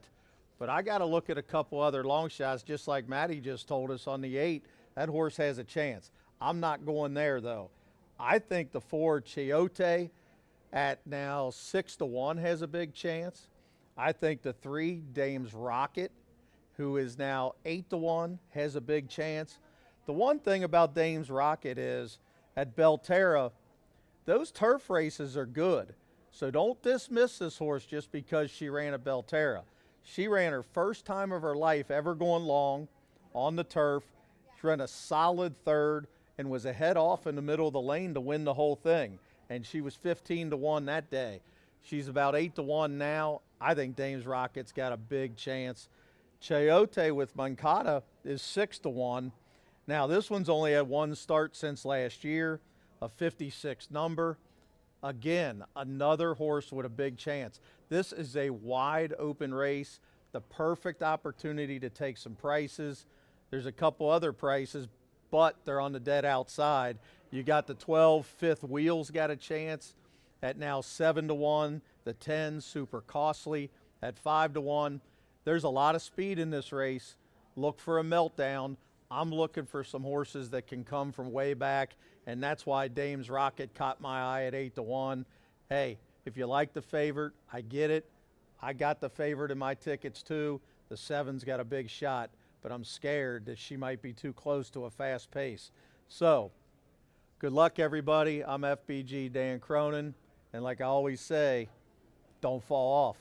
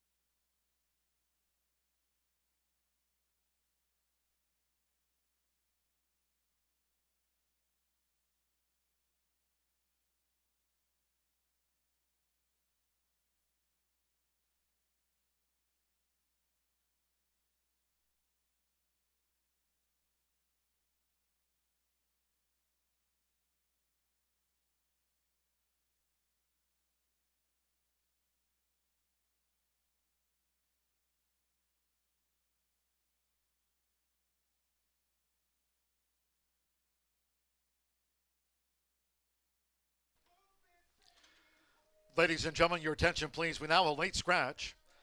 Late scratch on the blue 3, Dames Rocket. All wagers here on 3 Dames Rocket refunds. Scratch now from the Turf Mile. Will be a consolation double. 2-3 will be a consolation double to be paid. Those using 3 Dames Rocket in a multi-race wager. Early pick 5 starts on the first of the day. Second leg here of the $1 early pick 4. Multi-race wagers transfer to the post-time favorite. 3 Dames Rocket now scratched from the Turf Mile.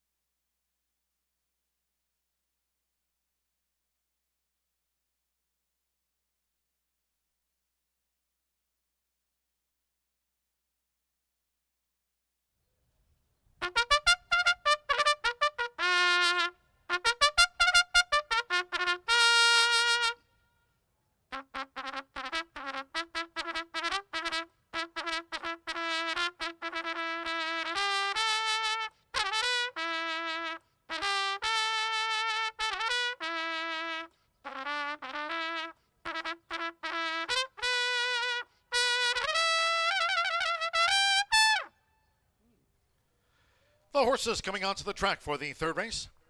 First of those today, Carter for the turf course fur. Turf rail at 24 feet, stepping on.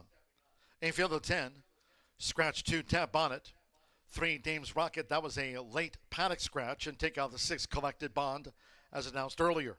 Scratch 2, 3, and 6 here over the mile. Course firm rail at 24 feet. 13, Classic Kit, and the jockey Hannah Leahy. Represents Team USA, the World Jockey Challenge. Hannah Leahy on 13, Classic Kitten. Exacta, Trifecta, Superfecta, double pick 3. Here the start of the $1 Horseshoe Hat Trick, all turf pick 3. This, the 5th and 6th on the turf, firm and fast.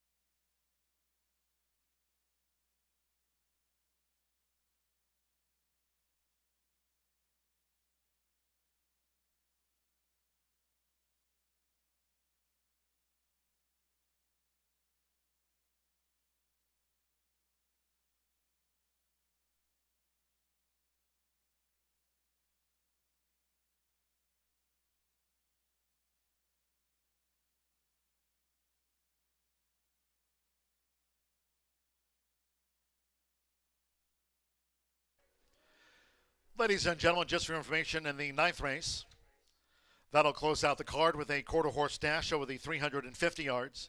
In the 9th race, this jockey change to announce for the first time. In the finale, number 9, Skrill, will now be ridden by Christian Penaloza.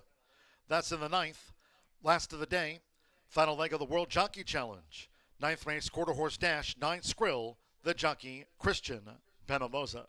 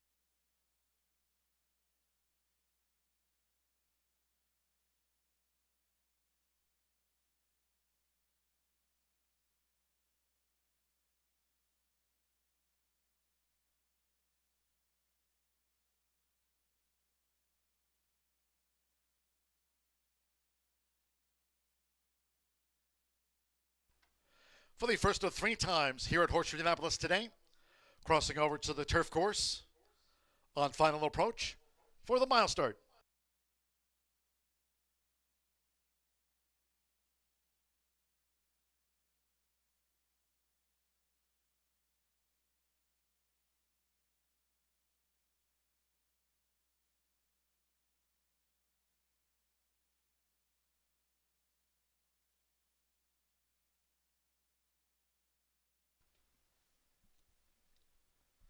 The horses have reached the starting gate. It is now post time. Joe Ramos with Fawn Leibowitz coming up.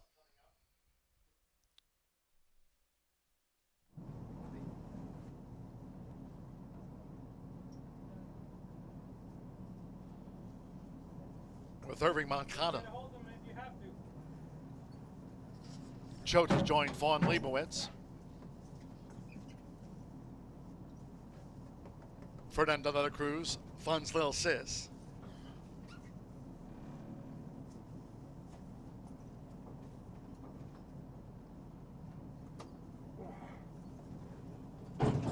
Fun's Lil Sis loaded.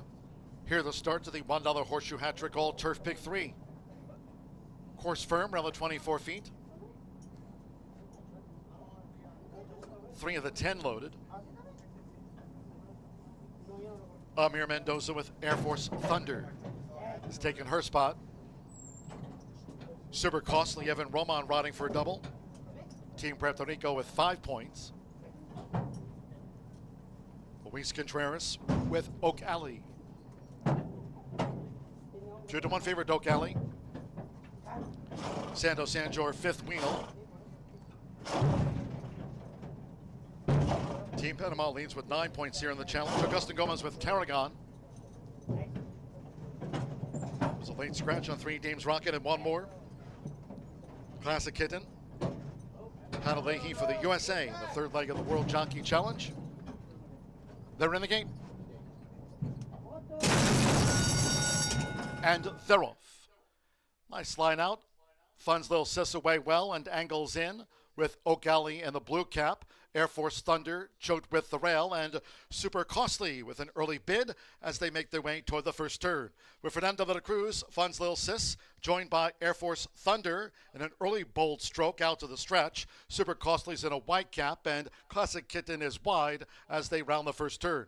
So it's Fun's Lil Sis and Air Force Thunder as these fillies mares go to the back of the firm course, coming 3 clear from Super Costly running in third by a length and a half. Oak Alley is a ground-saving fourth for Luis Contreras, and Classic Kitten is in the black cap outside her. Making this run near the vicinity of the half-mile pole. Then comes fifth wheel with Choate on the outside, flirting again, and deeper out into the course. Going past the half-mile pole is Tarragon second to last, and the one well back, Fawn Leibowitz trails. 23.74 for the lead part, half 47.87. They enter the far turn. It's Air Force Thunder. Went to the top for Amir Mendoza. Fun's Lil Sis looking to get back up here on terms. Super Costly is right there in third. Oak Alley running fourth in the turf mile. Then comes Choate, Classic Kitten. Fifth wheel getting a good toe up the inside. We come back to Flirton again, along with Tarragon, and Fawn Leibowitz takes closer order. 3/4, 1 minute, 12.05 seconds. Fun's Lil Sis. Oak Alley in very tight quarters there. Oak Alley just ran into a roadblock. Clear sailing for Choate, and it's Choate for Irving Moncada running for the USA. Choate's in front. Fifth wheel with a late surge. Choate is safe at home. Over fifth wheel, then Flirted again. Fun's Lil Sis, and hard luck, Oak Alley.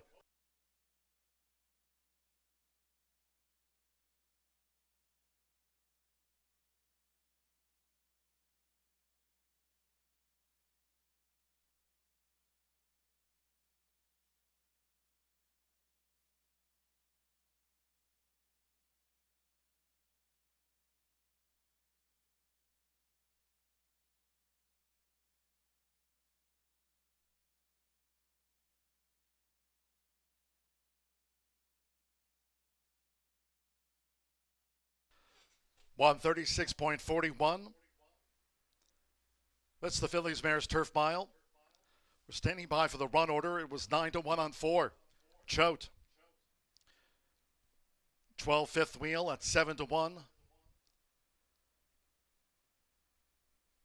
Flirted again. Fun's Lil Sis, and Oak Alley got stopped in the home run. 4-12, 11-9 unofficial. For Choate, Irving Moncada. Third leg of the 12th annual World Jockey Challenge. Irving riding for Team USA.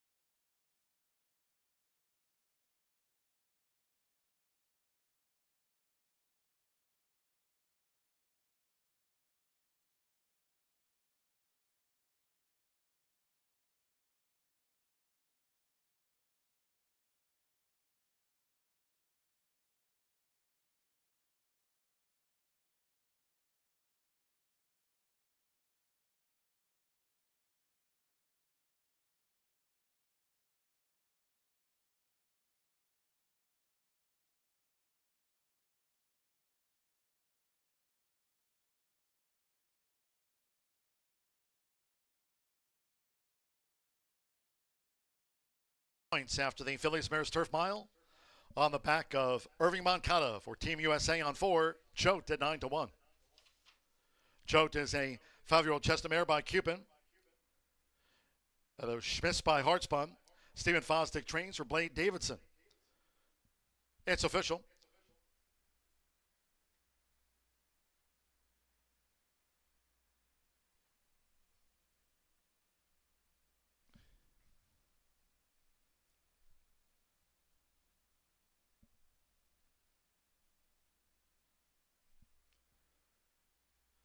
Horseshoe Indianapolis congratulates the winning connections of Choate.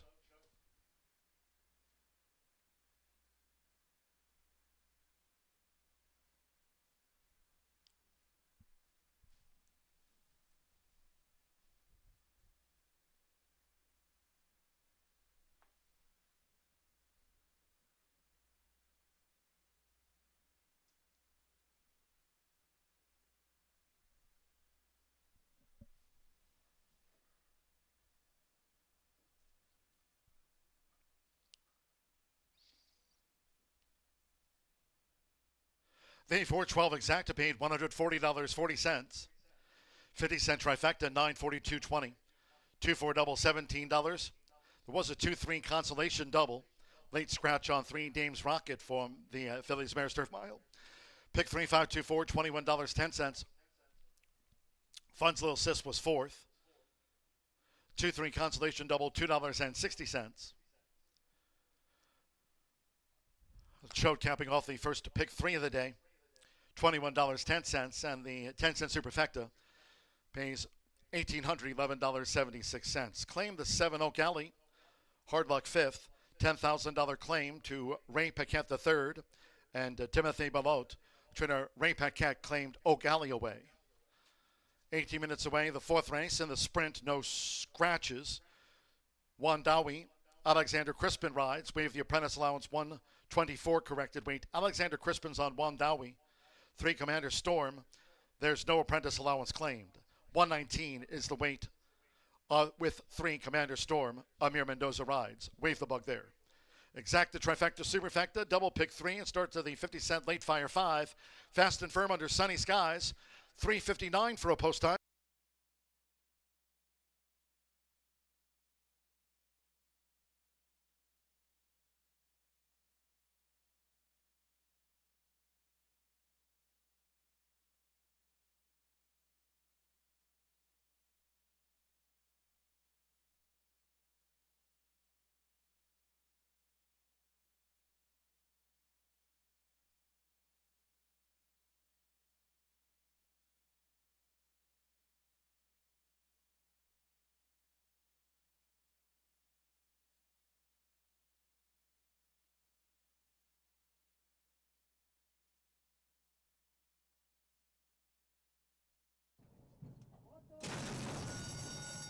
And they're off. Nice line out. Funds Little Sis away well and angles in with Oak Alley in the blue cap. Air Force Thunder, Choate with the rail, and Super Costly with an early bid as they make their way toward the first turn. With Fernando de la Cruz, Funds Little Sis, joined by Air Force Thunder in an early bold stroke out to the stretch. Super Costly's in a white cap, and Classic Kitten is wide as they round the first turn. So it's Funds Little Sis and Air Force Thunder as these Phillies mares go to the back of the firm course, coming 3 clear from Super Costly running in 3rd by a length and a half. Oak Alley is a ground-saving 4th for Luis Contreras, and Classic Kitten is in the black cap outside her. Making this run near the vicinity of the half-mile pole. Then comes 5th wheel with Choate on the outside, flirting again, and deeper out into the course. Going past the half-mile pole is Tarragon second to last, and the one well back, Fawn Leibowitz trails. 23.74 for the lead part, half 47.87. They enter the far turn. It's Air Force Thunder. Went to the top for Amir Mendoza. Funds Little Sis looking to get back up here on terms. Super Costly is right there in 3rd. Oak Alley running 4th in the turf mile. Then comes Choate, Classic Kitten, 5th wheel getting a good toe up the inside. We come back to Flirton again, along with Tarragon, and Fawn Leibowitz takes closer order. 3/4, 1 minute, 12.05 seconds. Funds Little Sis. Oak Alley in very tight quarters there. Oak Alley just ran into a roadblock. Clear selling for Choate, and it's Choate for Irving Moncada, running for the USA. Choate's in front, fifth wheel with a late surge. Choate is safe at home. Over fifth wheel, then Flirton again, funds the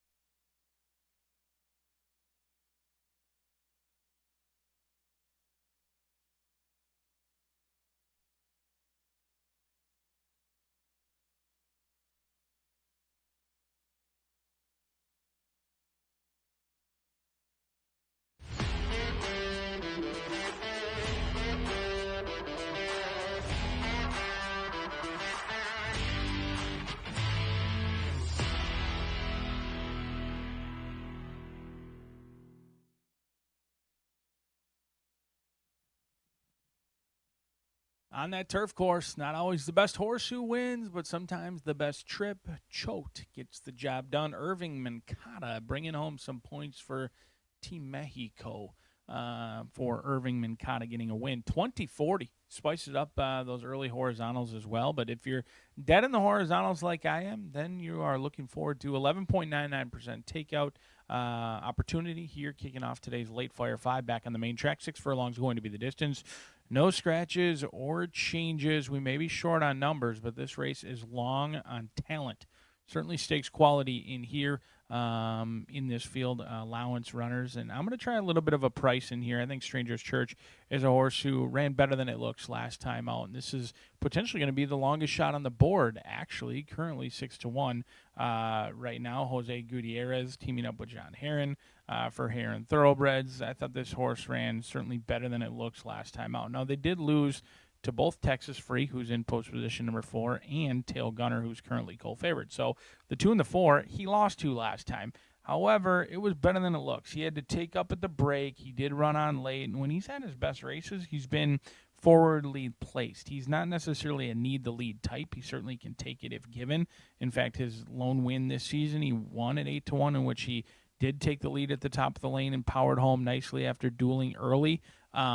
I think he just ran a sneaky, troubled trip. There's not like anything that will necessarily jump off the page or is like a, ooh, right there moment.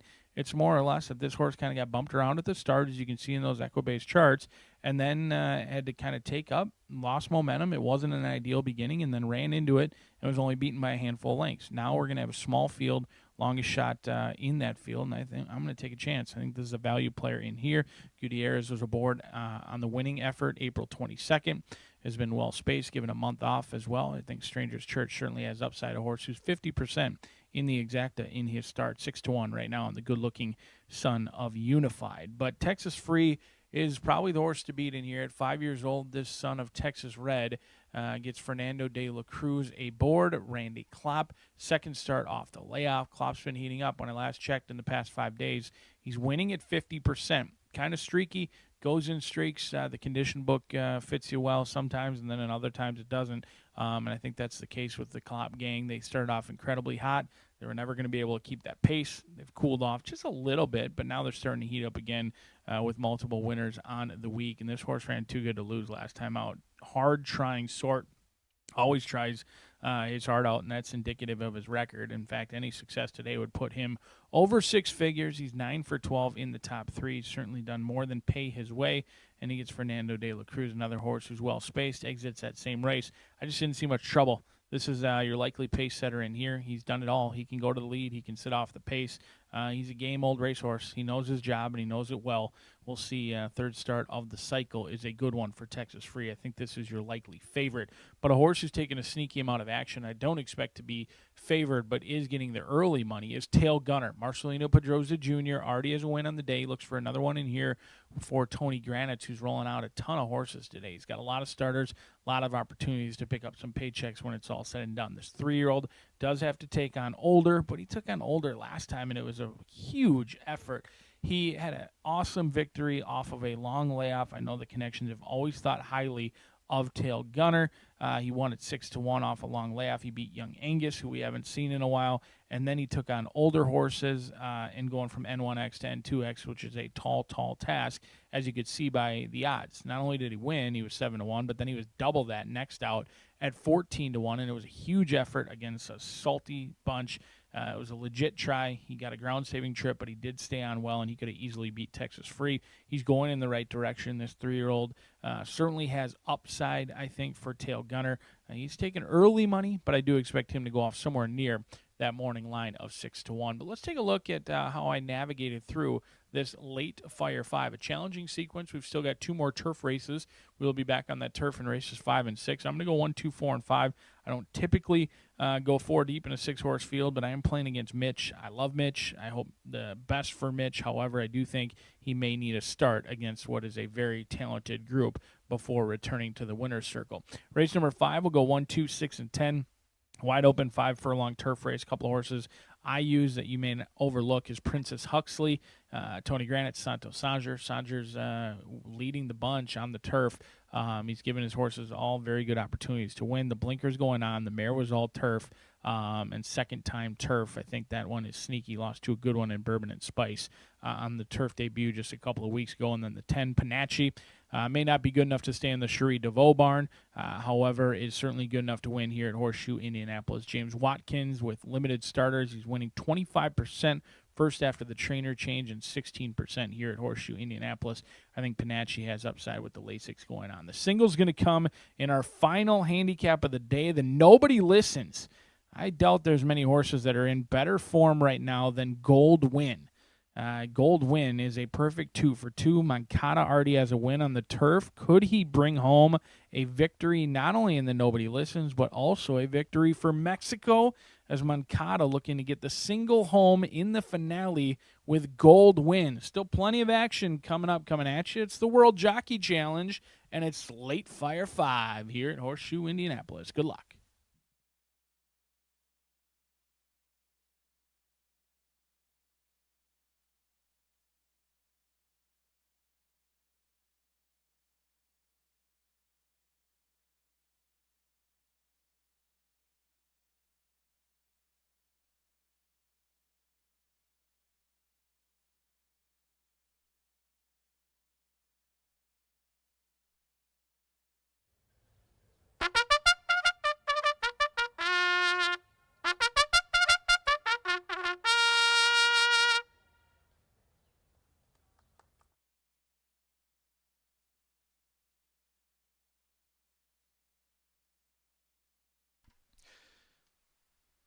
Gino bringing the horses onto the track for the fourth race.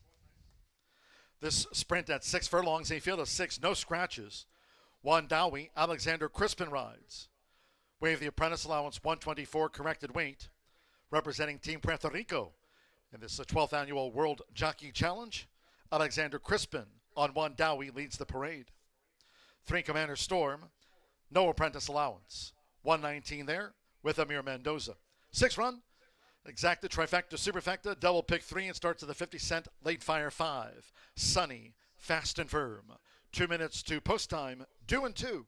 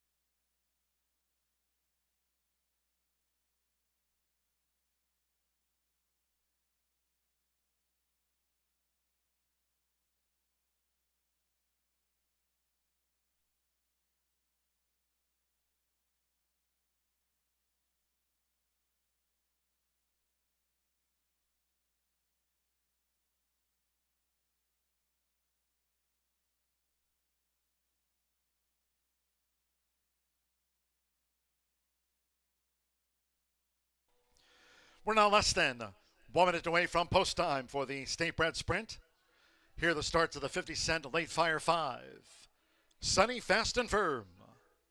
Less than 1 minute.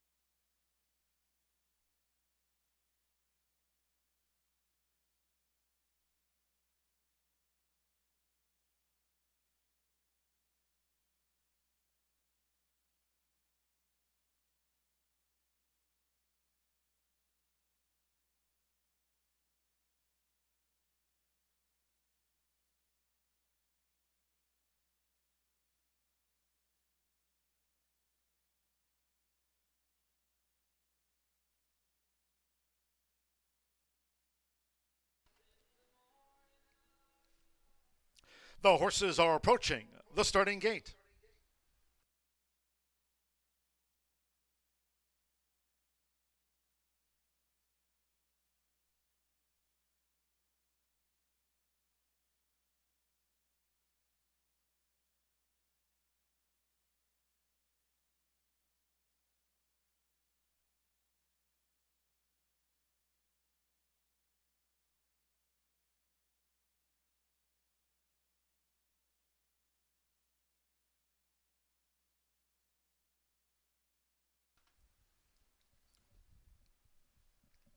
The horses have reached the starting gate. It is now post time.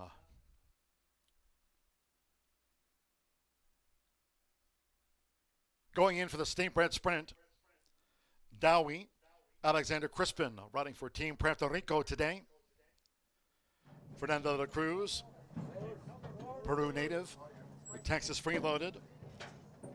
Jose Gutierrez, Strangers Church. Tail gunner, Marcelino Pedrosa Jr. won the opener. Couple of back. Amir Mendoza, Commander Storm. One more, Mitch, Rodney Prescott for the USA in the fourth leg of the World Jockey Challenge. Fast and Firm all in. Ready. Straightening out Mitch. And the gate.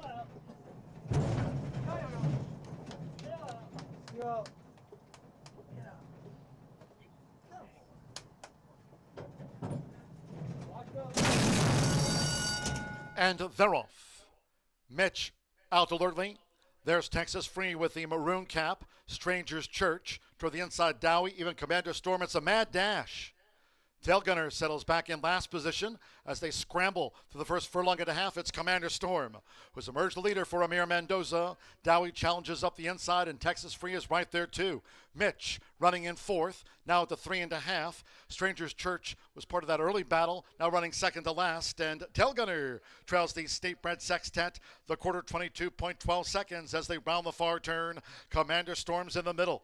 Texas Free is ranging up, and Dowie holding the rail as they come toward the quarter pole. Mitch running in fourth. And then Strangers Church, and with Marcelino Pedrosa Jr., Tail Gunner in the orange and blue hoops, looking to circle them all as they turn for home into the stretch. Half 44.73. It's a toss-up. Texas Free between horses. Dowie gives way.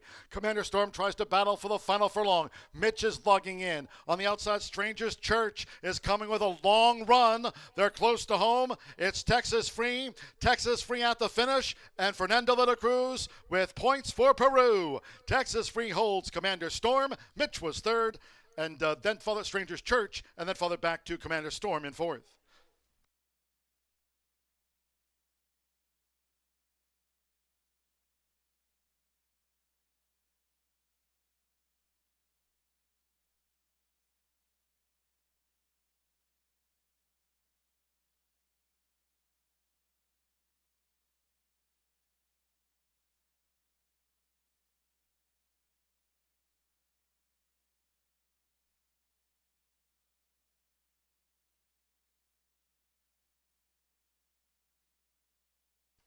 $109.78. 4.5634 Texas Free. 2-1 first. 5 Strangers Church at 6-1 was second. 6 Mitch at 2-1 third, and 3 Commander Storm at 9-2 fourth. One of the John Harron 2.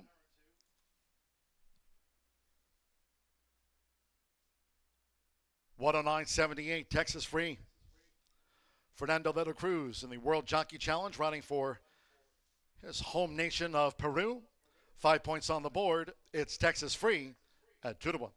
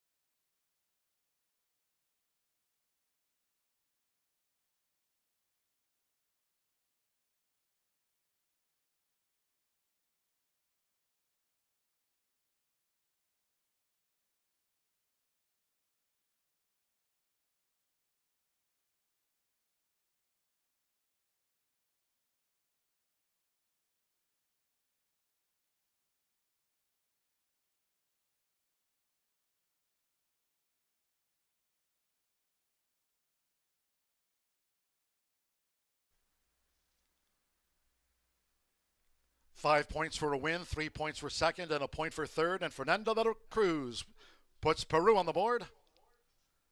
Here with 4 Texas Free official. Texas Free is a 5-year-old big gelding by Texas Red out of the Zavada mare, Net Free. For Roger Spee's Speed Stable LLC, Randy Klopp, Cohen's and Trains. The now 4-time winner, Horseshoe Indianapolis congratulates the winning connections of Texas Free.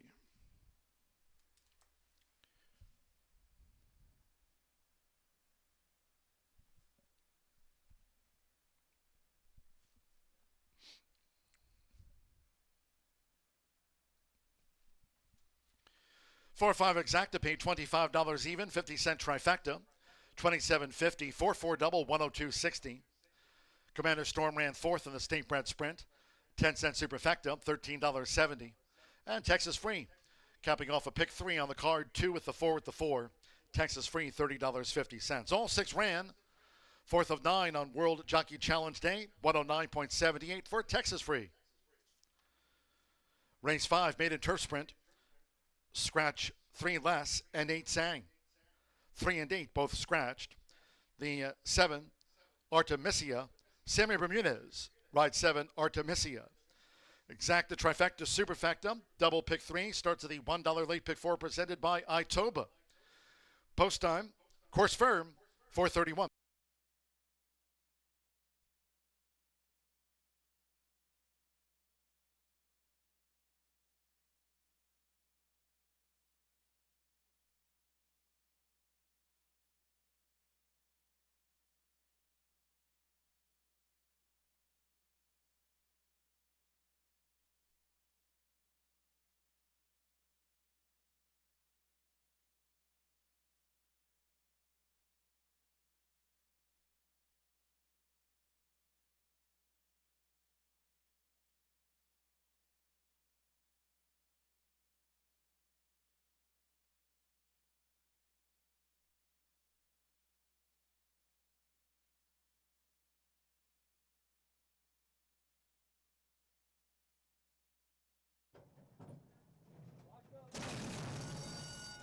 And they're off.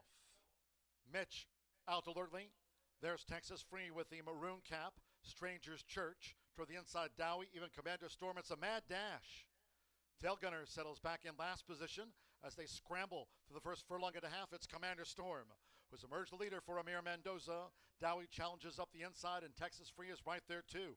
Mitch running in 4th, now at the 3.5. Strangers Church was part of that early battle, now running second to last. And Tail Gunner trails the state-bred sextet, the quarter 22.12 seconds as they round the far turn. Commander Storm's in the middle. Texas Free is ranging up, and Dowie holding the rail as they come toward the quarter pole. Mitch running in 4th. And then Strangers Church, and with Marcelino Pedroza Jr. tail gunner in the orange and blue hoops, looking to circle them all as they turn for home into the stretch. Half 44.73. It's a toss-up. Texas free between horses. Dowie gives way. Commander Storm tries to battle for the final furlong. Mitch is lugging in. On the outside, Strangers Church is coming with a long run. They're close to home. It's Texas free. Texas free at the finish. And Fernando de la Cruz with points for Peru. Texas free holds Commander Storm.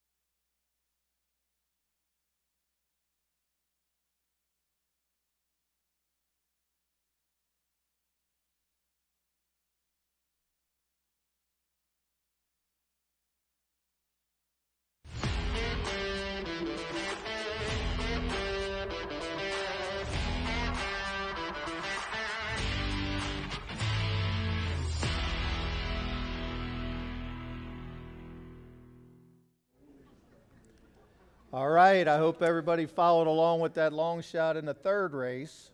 We got that one home for $20, and what a weird payoff. Did anybody notice that? The horse paid $20 to win in the third race. The double only paid $17. That might be the first time I've ever seen that, with the 2 to 5 into the 9 to 1, $17 payoff. But we'll take it. We hammered it. I hope you're live in the pick 5.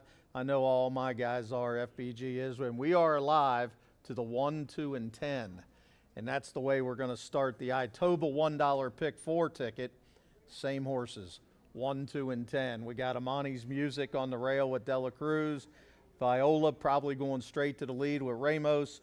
And then we thought we had a long shot in Panache on the outside, the 10 at 10 to 1 with Rodney Prescott. I think all the FBG guys got excited when they saw that 10 to 1 and started firing, because she is now 7 to 2. But we'll take it. 1, 2, and 10. We need to cash, and we need to get this thing started. Now, in the 6th race, another tough one, but I really like Tainted Justice on the fence. On the turf, you want to be able to close. You want to be able to fire home, and the 1 Tainted Justice will be able to do that. We also got a price in the 4-horse Quaint with Pedroza for Gennaro Garcia. Another one that's going to fly home. Hopefully the blinkers will keep him focused. And then the 10, My Lunar Charm, will probably be the favorite or one of the favorites. But 1, 4, and 10, we do have at least one price horse in there too. Then we get to the 7th race. I'm not sure Hot Middles is going to be 9 to 2. I think this horse with Hannah Leahy is going to probably be about 2 to 1. Just beat a similar field and look good doing it. And there is a ton of speed in the 7th race, a ton. They're all on the outside. The 8, 9, and 10 are going to go flying. The Kid Pataki, Work It Windy, Akati Flatter, they're all going to fly out of there. And I think Hot Middles is going to sit right in behind, and Leahy's going to make that move just like last time on a 2-race winning streak. But we didn't single because 3 Coats at 8 to 1 on the morning line on the fence for Michael Lauer has been running against really good horses. Had a good account of herself down at Churchill. We're turning back in distance. If this one comes blasting home and comes into your screen turning for home, Morales is going to be flying. So I want the 1 and the 4. I got to take a couple prices.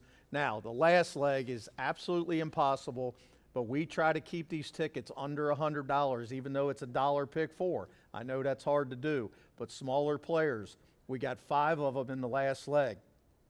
If you want to cut it down, only take 2 or 3 of them, and I'll tell you which ones to take. Now, we are going to start out with the 10 on the outside, who's going to be the chalk, Goldwyn. Probably going to be somewhere around even money on a big win streak right now, but I'm not sold this horse has to win. So I also got Latigo, the 9 at 10 to 1, and the 7 Win Me Over. So if you're a smaller player, just use those 3, and you can cut this ticket way down. Bigger players are going to also add, the 3 is now scratched, so we threw the 2 in, and then the 4 Sleepy. So the last leg, we got the 2, 4, 7, 9, and 10, not the 3. Now, going back to this race, I think this 10 has got a huge chance. Drifting up to 7 to 2. Keep your eye on Rodney Prescott. Cherie DeVoe gave up this horse to James Watkins, but look at this stat, 29% first time with this trainer. 29%, that is gigantic. Should be able to sit a perfect trip. This filly's never had Lasix, so that's another good thing. Going to be flying on the outside. There's going to be plenty of speed on the inside to set it up. Don't be surprised if Rodney Prescott don't come storming home. And we're all going to be screaming what we always do at FBG. Rodney, don't fall off. Good luck, everybody.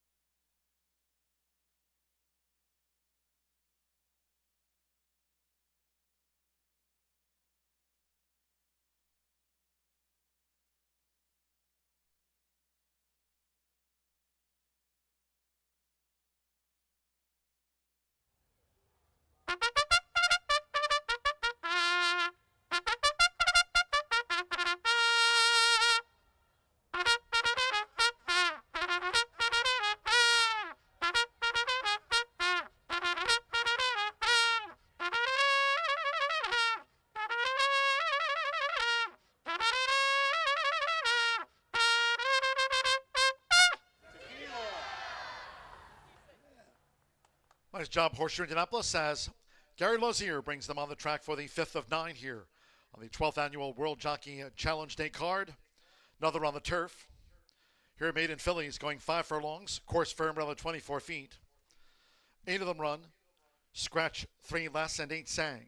3 and the 8 both have been scratched. 7, Artemisia, Semi Bermudez, running for Team Puerto Rico, is on 7, Artemisia, Semi Bermudez. Exacta, trifecta, superfecta. Double pick 3 starts at the $1 late pick 4 daily presented by Itoba. Firm and fast here at the track. 3 minutes to post time. 3 minutes.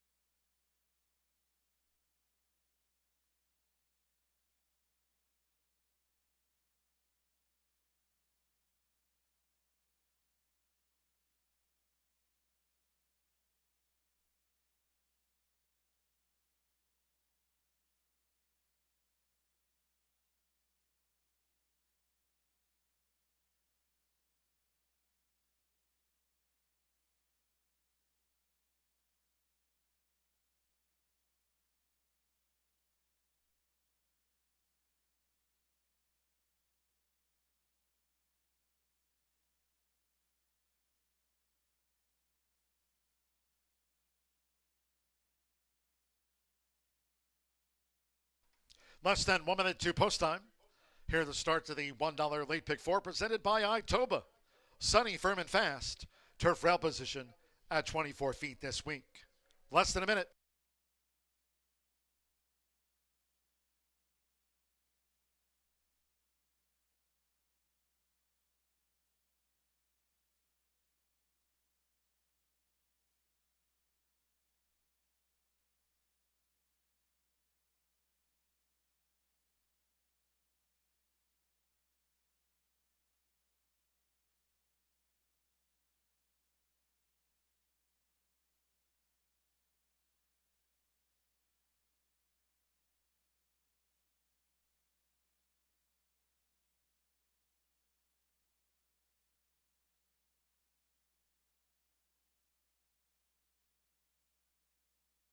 Late scratch on the 7, Artemisia.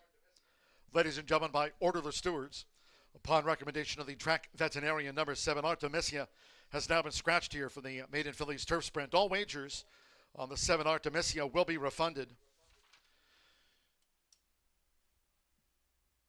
4 and 7 will be a consolation double. 4-7 consolation double. Check your tickets. Consolation double to be paid out. 4-7 tickets. Those using the 7 and a multi-race wager, they now transfer to the post-time favorite here for the Maiden Fillies Turf Sprint. Scratch the 7, Artemisia.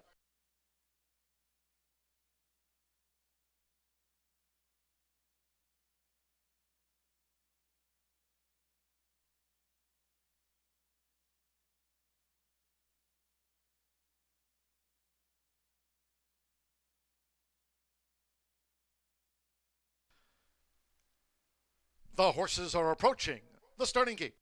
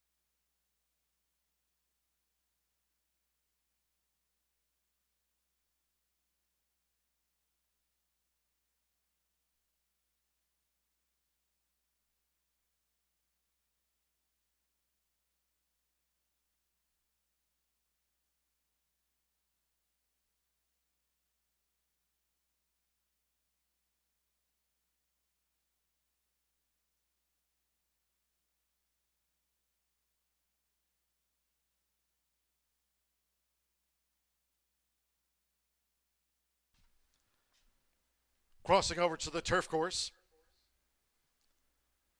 Approaching the sprint start. Late scratch again on 7, Artemisia.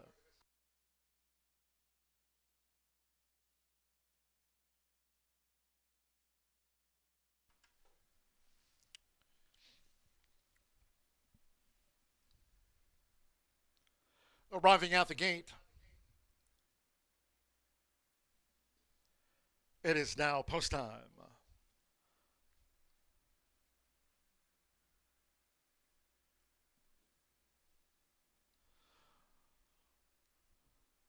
Mining's Music first to arrive at the 5 furlong turf start.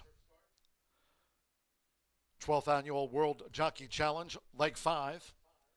Leg 5 of 9, Fernando de la Cruz riding for his home nation of Peru. On the Wednesday score sheet with 5 points at the gate.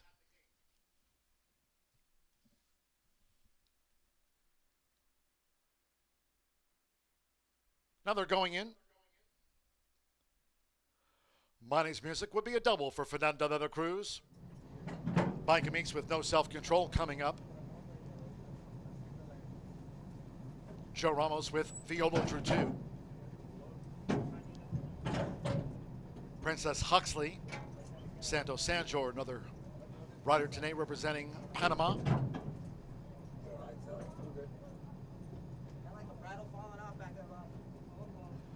Right now, Amani's Music, the 6-5 favorite.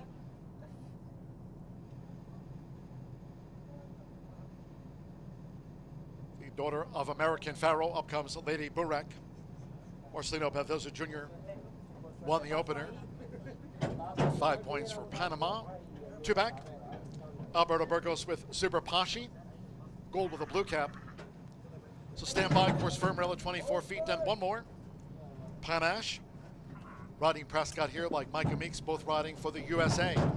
All in line. They're off and sprinting. Fast start for No Self-Control.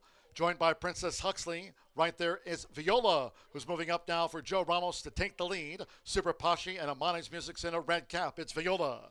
Sped to the front and leads past the half-mile pole from Princess Huxley, who's now just emerged into second from Amani's Music, and Fernando de la Cruz tight with the rail. On the outside is Panache and the Black Silks running in fourth. Fast start for No Self-Control, who's in fifth. On the inside, 3 furlongs to go. Following No Self-Control, toward the inside, Super Pashi and Lady Burek is last. The first 2 of 5 furlongs. We'll check that split out. 20.57 as these maiden fillies straighten up for home. And Princess Huxley descends on Viola. Princess Huxley has forged ahead. It's a short lead, Princess Huxley. Viola gives way. On the outside, this bid by Panache. Deeper out to the course, Lady Burek moving up, No Self-Control toward the inside. A mad dash toward the finish. It's Lady Burek and Panache. And Ronnie Prescott for the USA. Panache on the wire. Photo with Lady Burek. No Self-Control came up the inside, and then Amani's Music and Princess Huxley.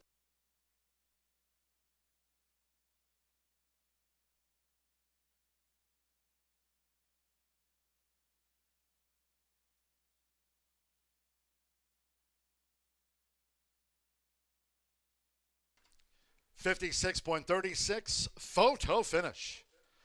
Mad dash in the maiden fillies turf sprint. Photo. Hold all tickets.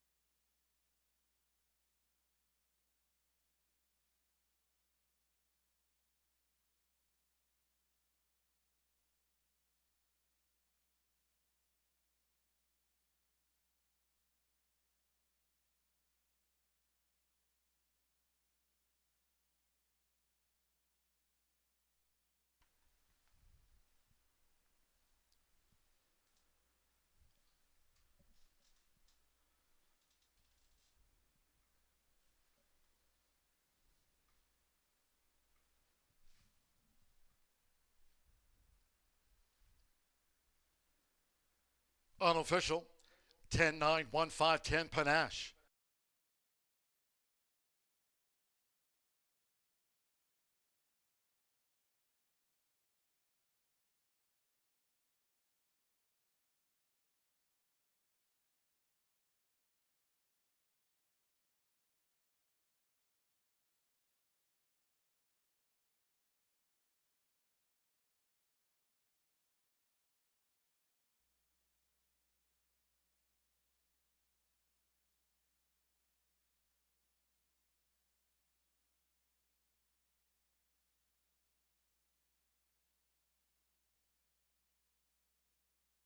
Hold all tickets, your attention please. There's been a jockey's claim of foul. Marcelino Pedroza Jr. on 9, Lady Burek, did not miss by much. The rider of the runner-up has claimed foul against Rodney Prescott on 10, Panache. Unofficial 9-2 winner, alleging interference in the stretch run. This is a jockey's objection. Hold all bets until official.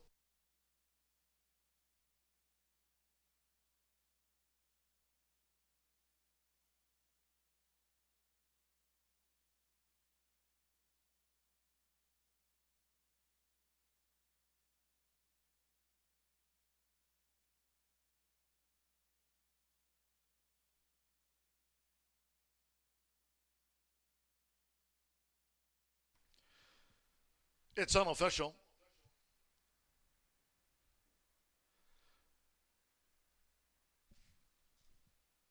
Team USA, the all-time winningest team in the World Jockey Challenge here at Horseshoe Indianapolis.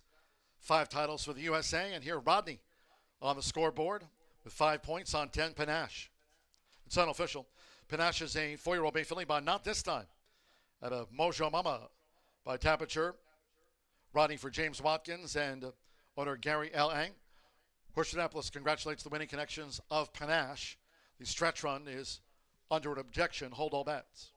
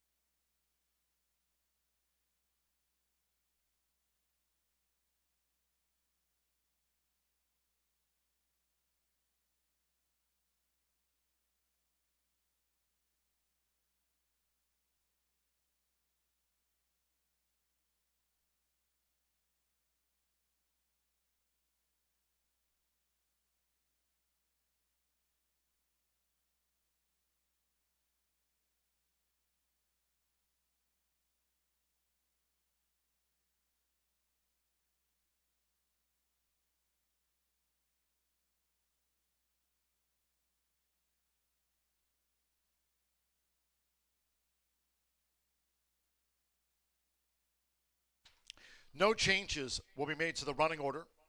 After a steward's review, the jockey's claim has been disallowed.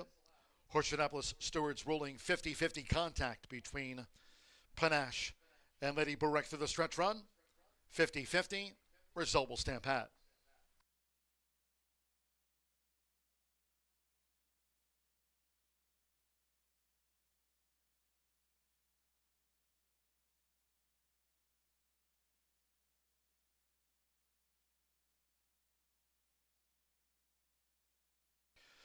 Race 5 official.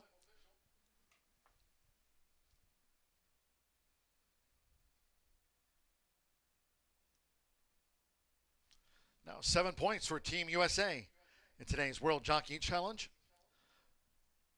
Race 5 of 9 official. The 10-9 exacta, $63.80. 50-cent trifecta, $48. 410 double, $39.60. Console double, 4-7, $6.20. Late scratch there on 7, Artemisia. $1 early pick 4, $649.20. No self-control fourth. 10-cent superfecta paid $59.89. Pick 3, $154.90. $719.40 pays out the 50-cent early pick 5. Low 11.99% takeout. 5 of 5 for $719.40 in the early pick 5. Daily starts on the first of the day. 56.36 after that. Maiden Fillies Turf Dash, 56.36. 20 minutes away. Race 6 next on the docket. And in the Maiden Turf Mile, scratch the 13 Senior Justice and 14 Q's Warrior. 12 in the body will start. Those also eligibles neither drawing in 13 and 14 non-runners. Exacta, trifecta, superfecta, the 10-cent pentafecta featured here. Double, pick 3, post time 5:07 for the maiden turf mile. Stand by for the race replay.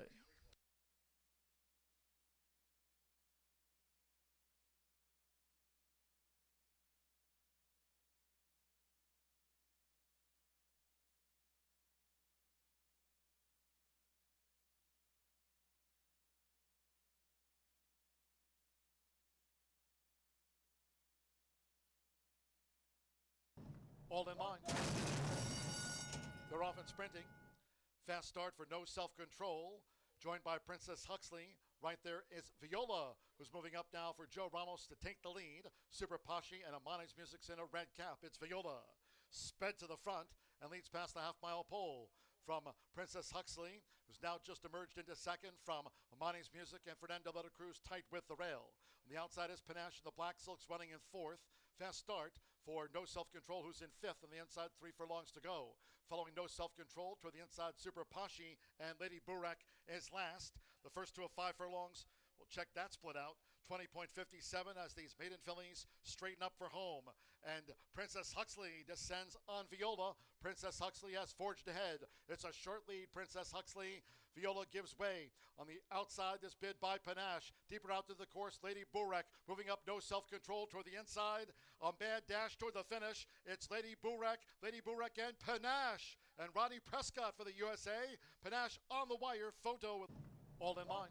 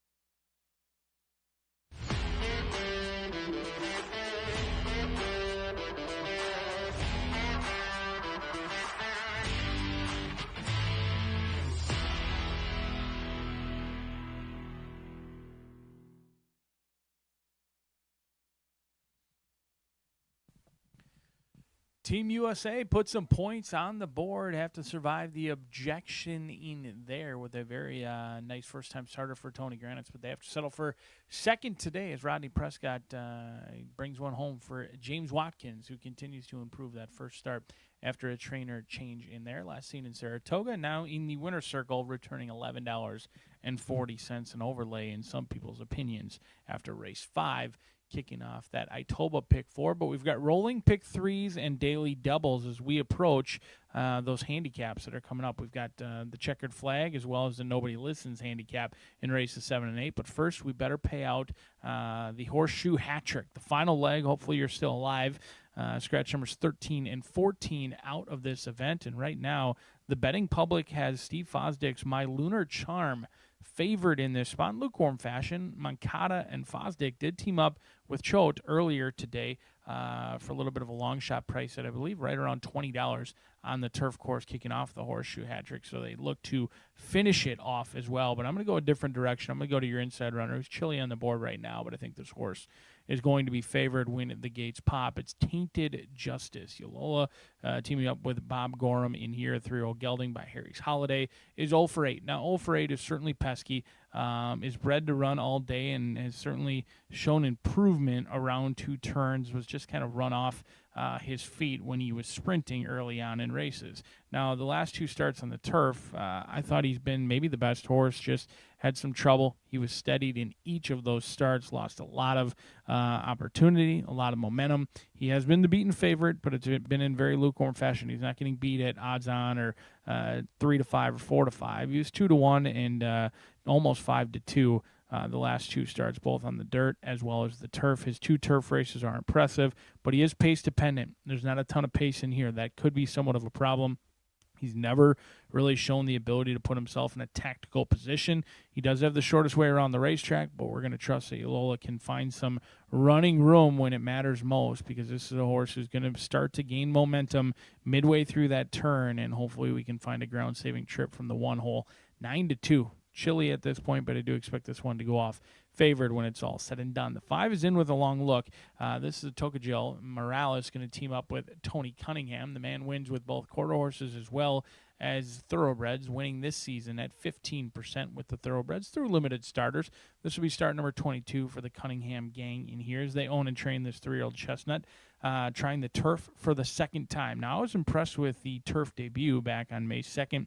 Showed speed, got away with some reasonable fractions. They went a little quick that first quarter, 23-2, but they were able to slow it down nicely midway through the race, 48-4, nearly 113 for 6 furlongs. And at 27-1, I know they finished 5th. They were only beaten by 2.5 lengths. They were somewhat swarmed late. This is a horse who ran admirably, was in between horses, and for a lightly raced 3-year-old trying a new surface for the first time, I'm sure that was fairly uncomfortable. However, he's had the lead in a couple of his races, which he does wave the white flag pretty willingly or respectfully. So he'll have to find some fight today, because I do think he's going to be headed at some point in this race. He's likely going to be on the lead, and we'll see if he can carry that speed all the way through the wire. But a favorable price for a horse who's going to be on the lead in what could be a paceless event in here at 6-1. The 3 is Engine Soul. We saw in our first race of the day, the horse with the most experience got that maiden breaking score at even money after 0 for 10. Comes home 1 for 11. Engine Soul trying to come home 1 for 18. 17 defeats under this one's belt, but the numbers just fit. And Burgos is trying to keep pace with Marcelino and Fernando atop those rider standings, especially on a day like today where we're crowning the World Jockey Challenge as well. So I know Burgos wants to support his country as well. They were a nose away from getting that elusive first victory on May 2nd. They had a great trip. They skimmed the paint all the way around. They just could not get to Vienna Charm when it mattered most.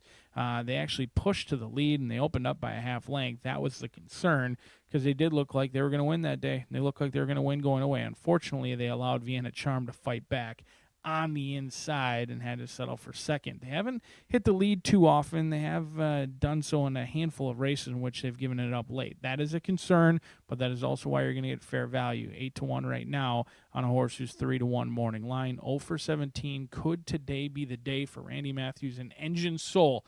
We'll see if they exit the maiden ranks in here as we head back out to that turf course. I'm going to try Tainted Justice, a wide open betting board. Don't let me navigate you through this race by any means. The puzzle pieces are out there. You got to put the puzzle together. One thing I do know, with 12 of them going in the gate, with the turf course here at Horseshoe Indianapolis, if you get this right, you are certainly going to be rewarded generously with a 7-2 favorite on top right now. My Lunar Charm trying to go back-to-back for Steve Fosdick and Mancada on the turf, 5 minutes away from race number 6 on World Jockey Challenge Day here at Horseshoe Indianapolis.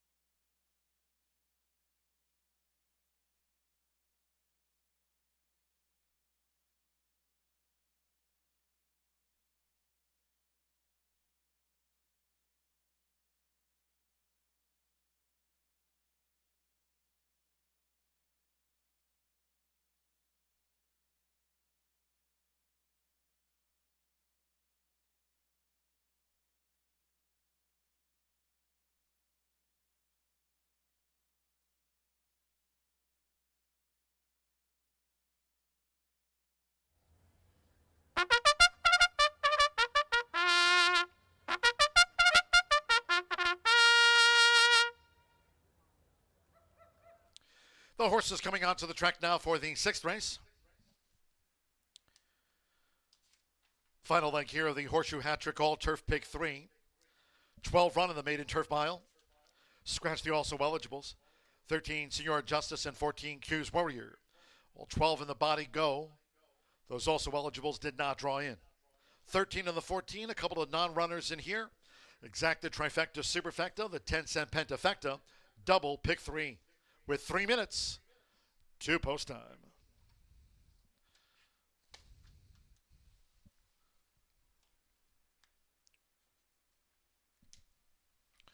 Star Spangled Image, Star Spangled Image, Star Spangled Image. You have Carthage Cruise. Can we maybe, just maybe put on a different cap?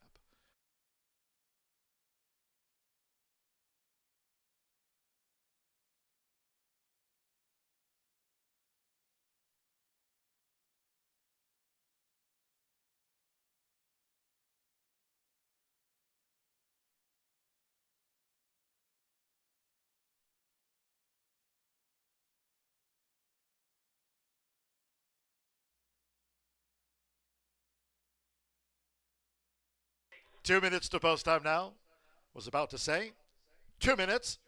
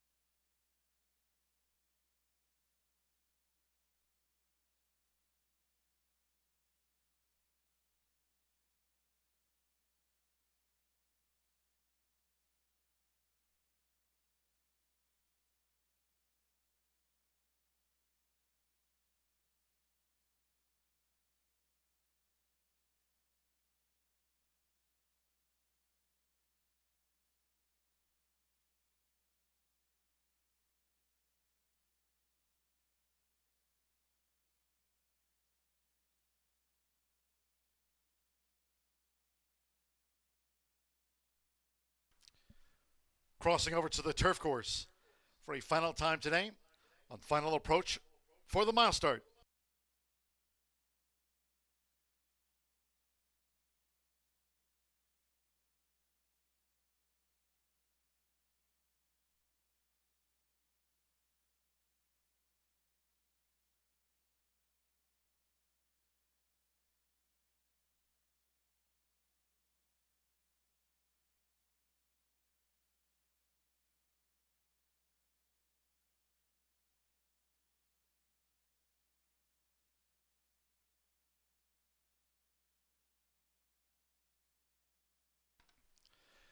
The horses have reached the starting gate.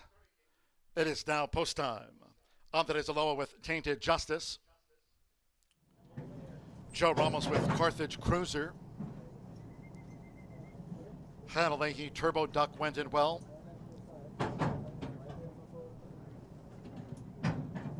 Evan Roman with Andy Mancan. Alberto Burgos with Team Puerto Rico with Engine Soul. Dewey Oxberger, Fernando de la Cruz has a win on the card. My Lunar Charm, Irving Moncada, the score for Team Mexico. Just a few more back. Here over the mile, Josh Morales, Tokaji. Luis Contreras with Here's Rafiki. Two back. Star Spangled Image. Samar Bermudez, another rider here for Team Puerto Rico, and one more. Spiteful Hero, Joseph Biermer for Team USA with 7 points through 5 races in the World Jockey Challenge. Here's Spiteful Hero. All in.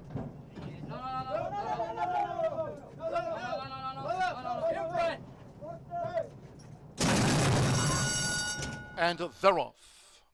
Turbo Duck away well with Engine Soul. Right there, Tokaji and Andy Mancan, part of an early wave as they make their way past the awning. It's Andy Mancan to the early lead for Evan Roman, joined toward the inside by Tokaji, and on the outside, Dewey Oxberger right up with these leaders, and they have 6 furlongs to go out to the stretch. Then toward the inside is Quaint in a red cap, who's running in 4th. My Lunar Charm in 5th, and Irving Moncada has a score on the card for Team Mexico. Engine Soul is next as they go to the back of the course. Here's Rafiki follows with Turbo Duck, Tainted Justice between horses, with Carthage Cruiser in the back half running in 10th. My Lunar Charm is now running in 11th position, and Star Spangled Image trails the dozen. 23.32 for the lead part. They went past the half-mile pole. And toward the inside, it's Tokaji. Half-mile, 2 ticks over 47. With Joshua Morales, Tokaji leads them to the far side of the Caesars course. From Andy Mancan, Dewey Oxberger. To the inside is Quaint, who's been saving ground, rail at 24 feet. Engine Soul picking up from 5th. Inside 3 furlongs to go. Then comes toward the inside. Next is Turbo Duck from on the outside. Tainted Justice, who has run. My Lunar Charms pick through traffic as they straighten away for home now. And 3/4 went in 1 minute 11.54 seconds. Coming down toward the final furlong, it is Tokaji, tackled by Engine Soul. Quaint charging, Turbo Duck toward the rail. Tainted Justice and My Lunar Charm on the stand side. Still a few chances. Tokaji on the outside is Quaint, and it's Quaint who got up in the final strides. Takes Tokaji, then Tainted Justice with next across the finish was My Lunar Charm and Turbo Duck.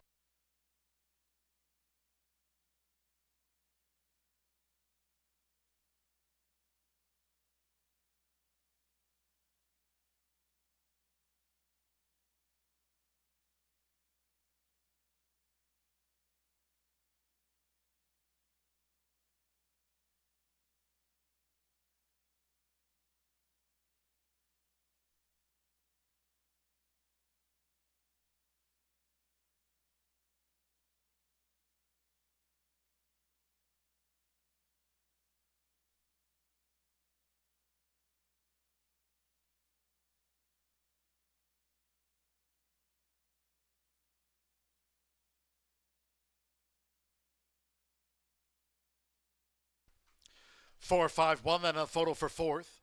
136.56. For Quaint. 5 to 1 first. 5, Tokaji.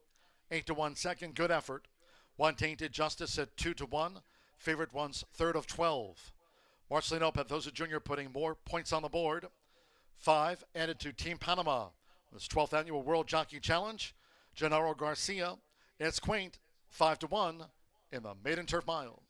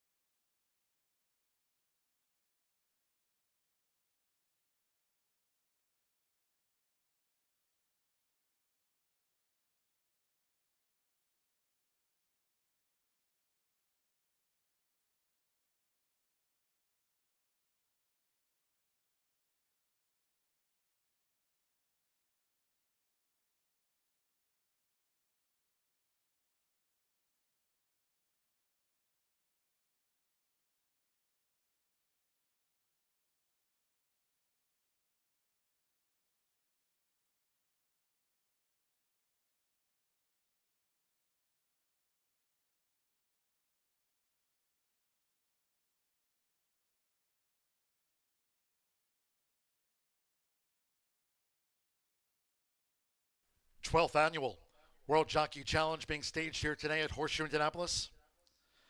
And a riding double and putting more points on the board for Team Panama. 5 more on the shoulders of Marcelino Pedrosa Jr. Panama, a 2-time winner of the World Jockey Challenge last year and back in 2015. Here's for Quaint with Marcelino Pedrosa Jr. Quaint is a 3-year-old big gelding by Corban and a Miss Artie by Artie Schiller.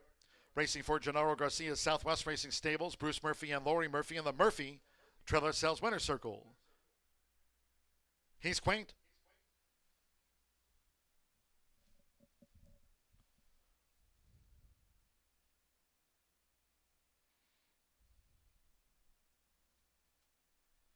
Four or 5 Exactipede to 128.60. Pentafecta capped off by Engine Soul 5th. $219.71. Pick 3, $105 and the nickel. Tainted Justice 3rd. 50-cent trifecta, $121.75. 10-4 double, 60-20, and the dime super, $77.38.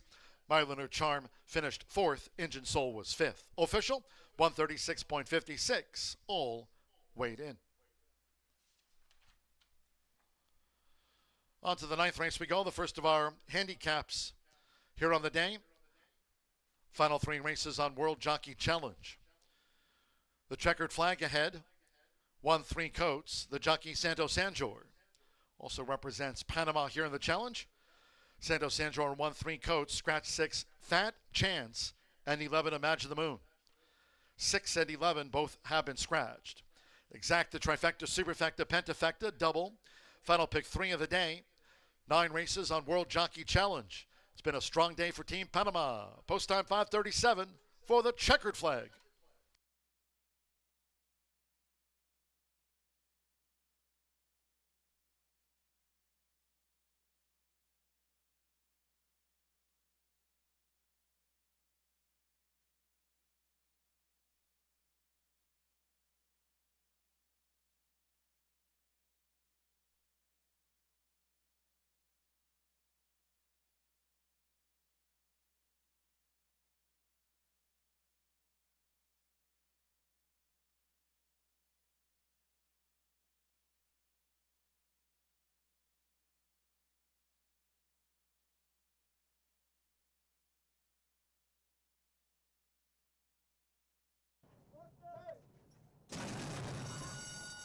And they're off.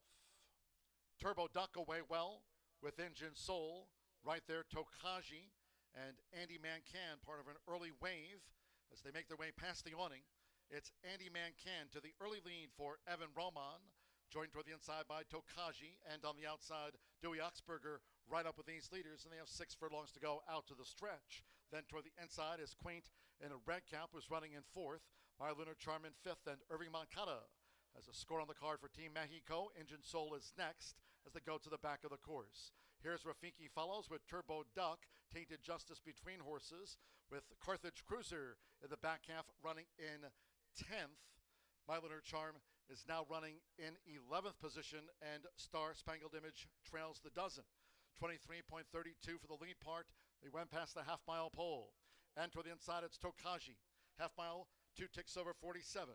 With Joshua Morales, Tokaji leads them to the far side of the Caesars course. From Andy Mancan, Dewey Oxberger. Toward the inside is Quaint, who's been saving ground, rail at 24 feet. Engine Soul picking up from 5th. Inside, 3 furlongs to go. Then comes toward the inside.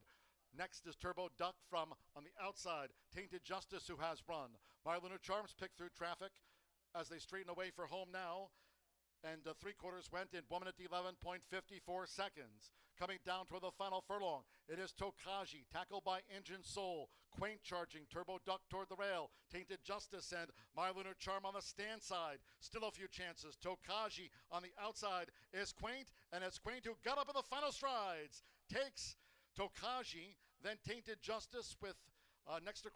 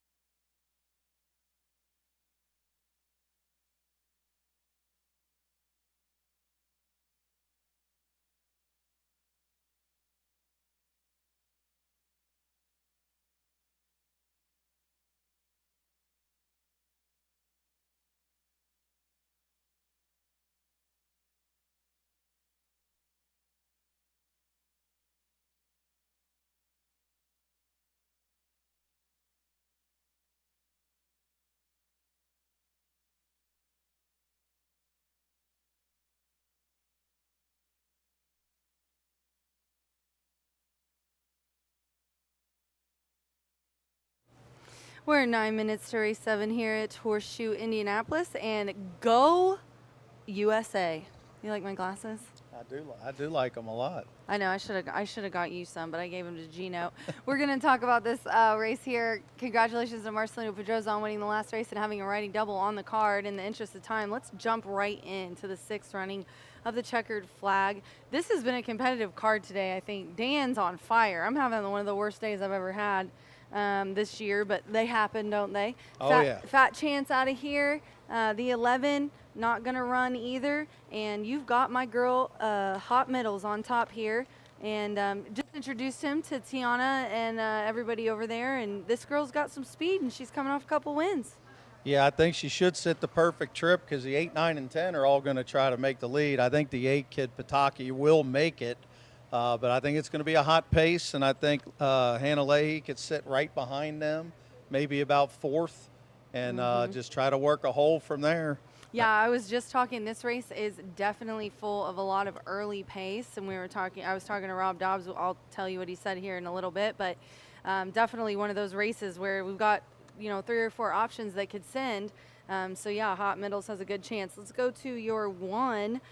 3 coats, Edgar Morales aboard for Mike Lauer. Happy to have Edgar here riding today. Absolutely. This was my long shot pick, and our long shots have been getting home today, the 4 in the last race and the 10 in the race before. So we've been doing good with the prices. We need to get this 1 home for the pick 4. That would probably triple the price if we could get the 1 instead of the 4. But she's a little thing looking at her in the paddock. She's gonna lay back and try to blast home, and another one that's going to have to find a hole. But, coming out of that Churchill race, going a mile, only getting beat 5 lengths for 80,000 optional.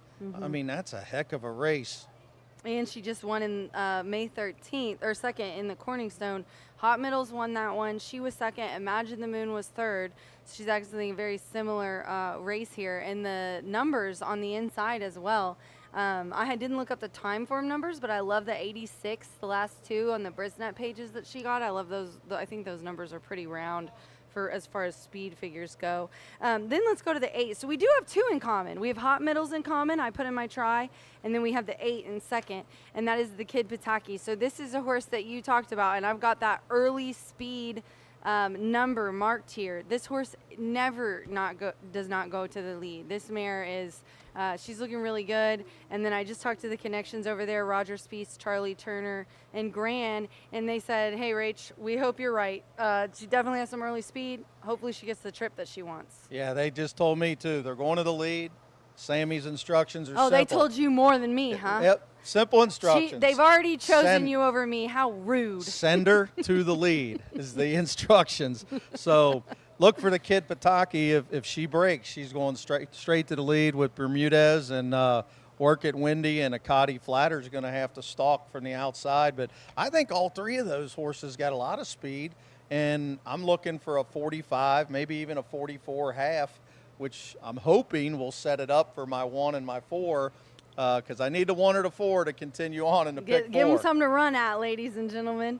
Randy Klopp is high percentage, obviously, and our leading trainer, but he's 20% in these sprints, and really has a good in-the-money percentage in the stakes races. Put up an 84 last time.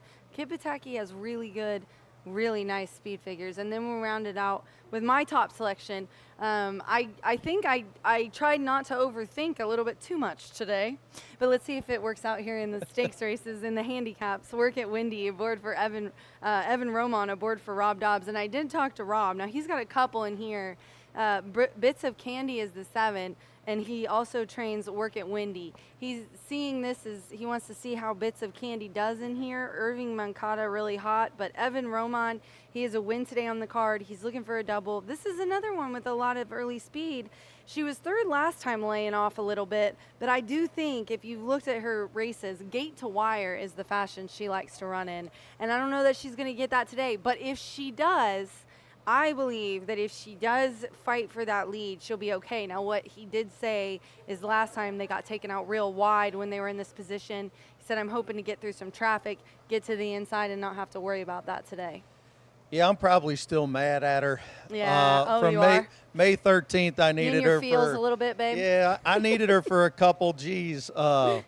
May let you 13th, down. and she made the lead really easy and just folded up Yeah. so soon I couldn't even root. So I don't know if I can see her rating. I don't know, but funny things happen in horse racing. What if the kid Pataki gets left in the gate and leaves her on an easy lead? Then it all changes. You're right. So, you never know. Really. sometimes you see 3-speed horses and think, well, man, you have to take the closers. But And then the speed doesn't- goes wire to wire. So Yep. That's kind of what I'm hoping here today, Dan. As the horses are heading out to the track, jockeys are all legged up. It looks like we've just got our leading jockey, Fernando, to throw up there on the 10. And they're heading to the track for our first of 2 handicaps. This is the 6th running of the checkered flag, $100,000 guaranteed. Let's send it up to John for the post parade. Good luck.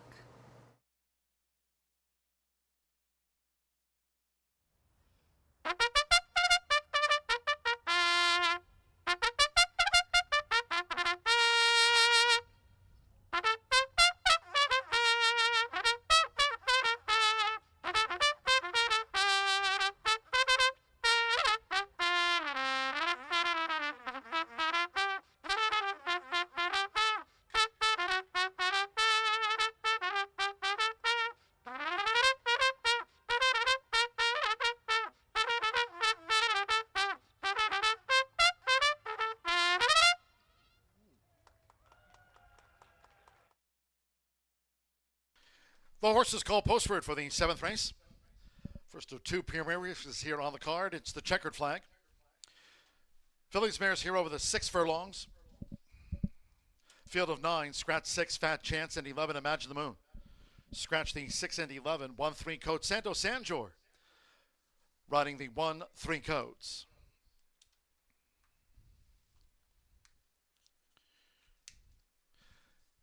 Here's the field parading for the checkered flag. 1 is 3 coats.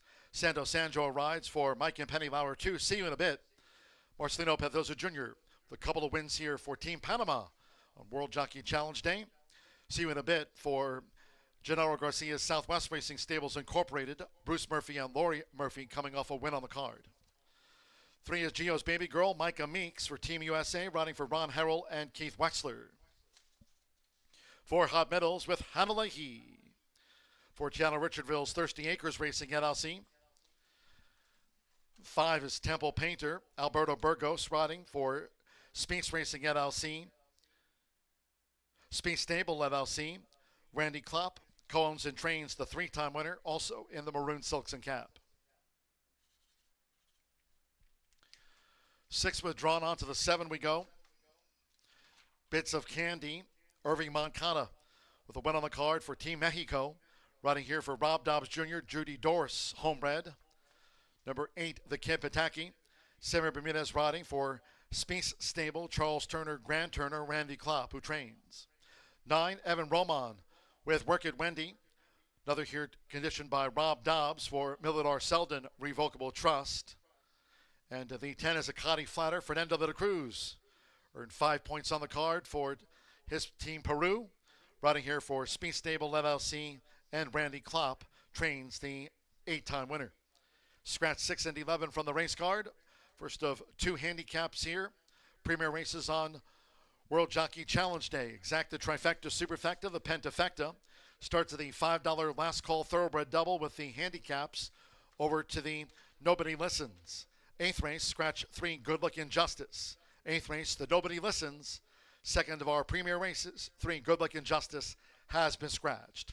Fast track the rest of the way, and the checkered flag to be waved soon.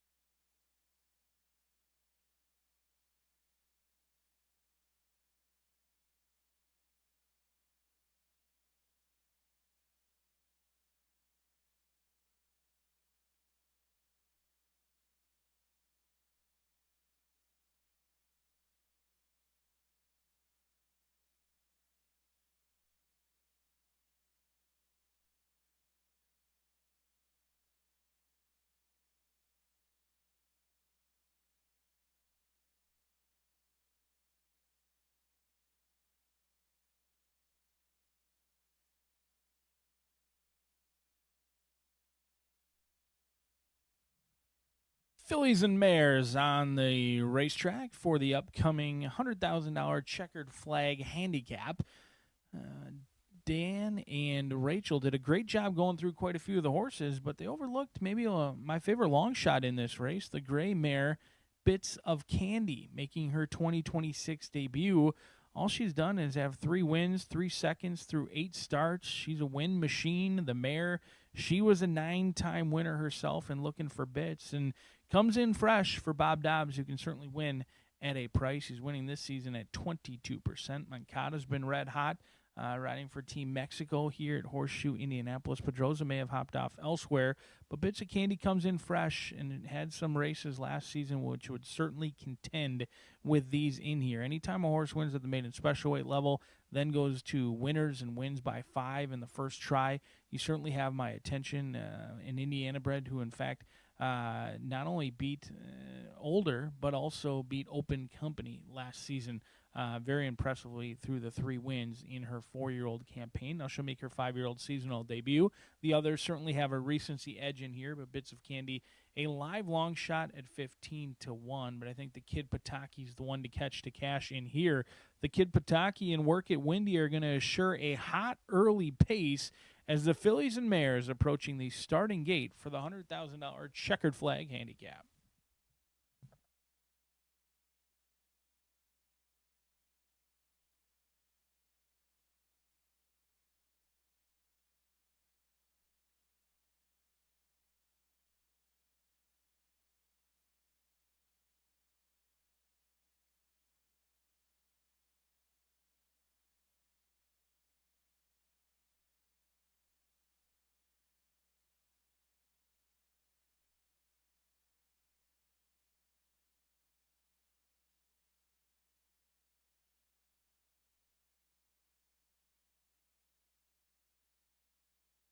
Less than 1 minute to post time. The horses are approaching the starting gate.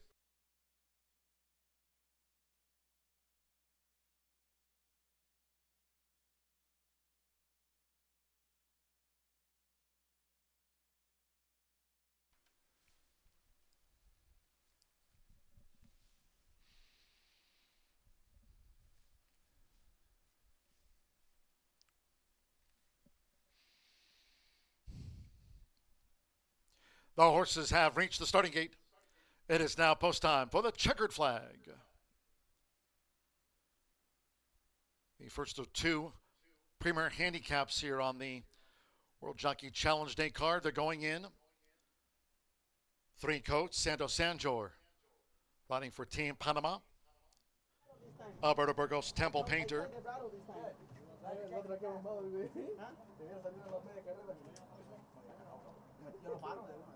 Bits of Candy, Irving Moncada, one for Team Mexico. For a VAR review.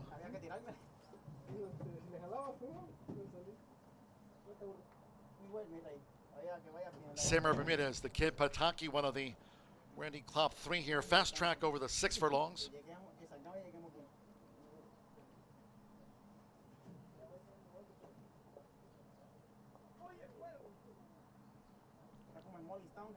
See you in a bit. Being led up.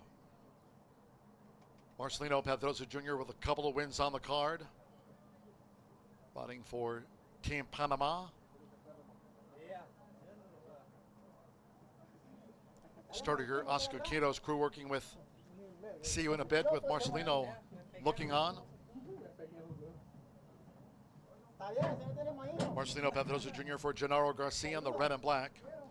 In the meantime, Evan Roman, Work It Wendy facing up to the gate.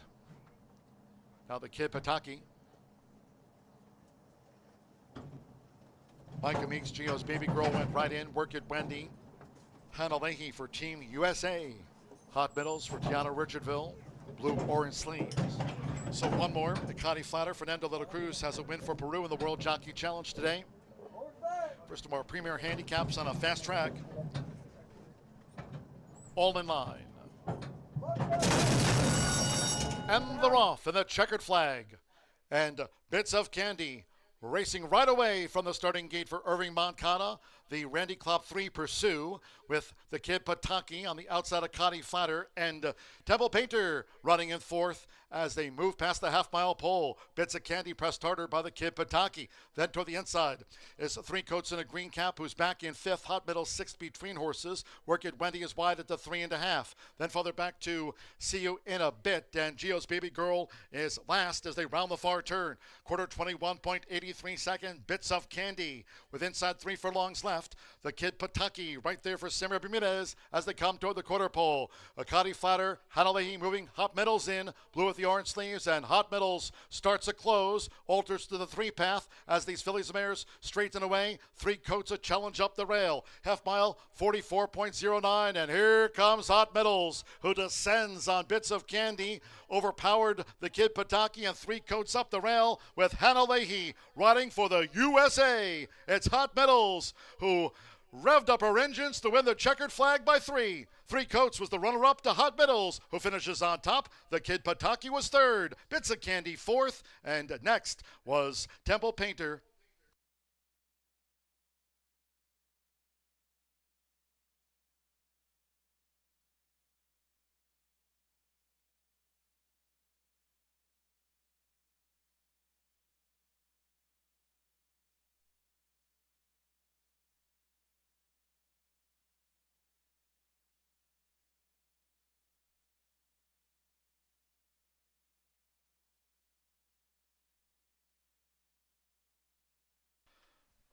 For 1-875.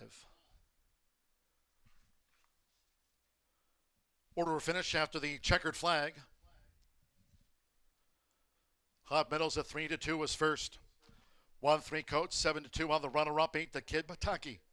2-1 third. 7 Bits of Candy. 18-1 fourth, and 5 Temple Painter. She was one of the Randy Klopp 3 at 21-1. Gets into the frame for the Pentafecta. See You in a Bit was back in 6th from Gio's Baby Girl 7th. And next there was a photograph for the minors here after the checkered flag. So this partnership, Hannah Leahy for Tiana Richardville, Thirsty Acres Farm, 3-2 Hot Middles, and she strikes on the checkered flag.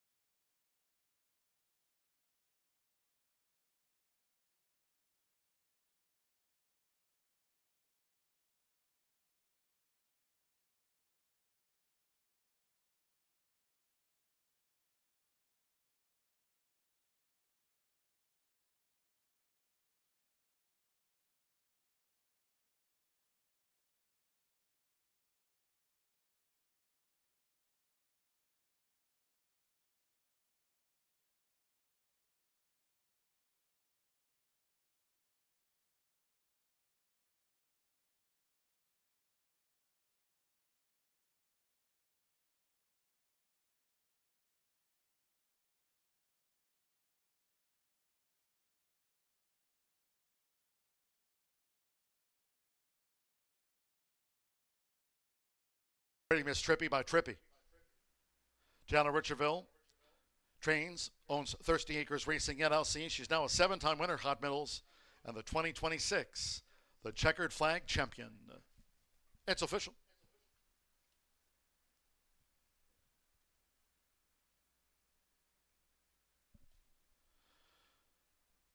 The 4-1 exacta pay $13.40 50-cent trifecta, $4,189.80. 4-4 double $39. Bits of Candy fourth, 10-cent superfecta, $13.89. Pick 3 capped off by Hot Middles, $90.90. Temple Painter fifth, 10-cent pentafecta, paid $70.19. 9 face starter Oscar Quitos, 108.71. Terrific time that for Hot Middles, who dashes home to victory in the checkered flag, 108.71.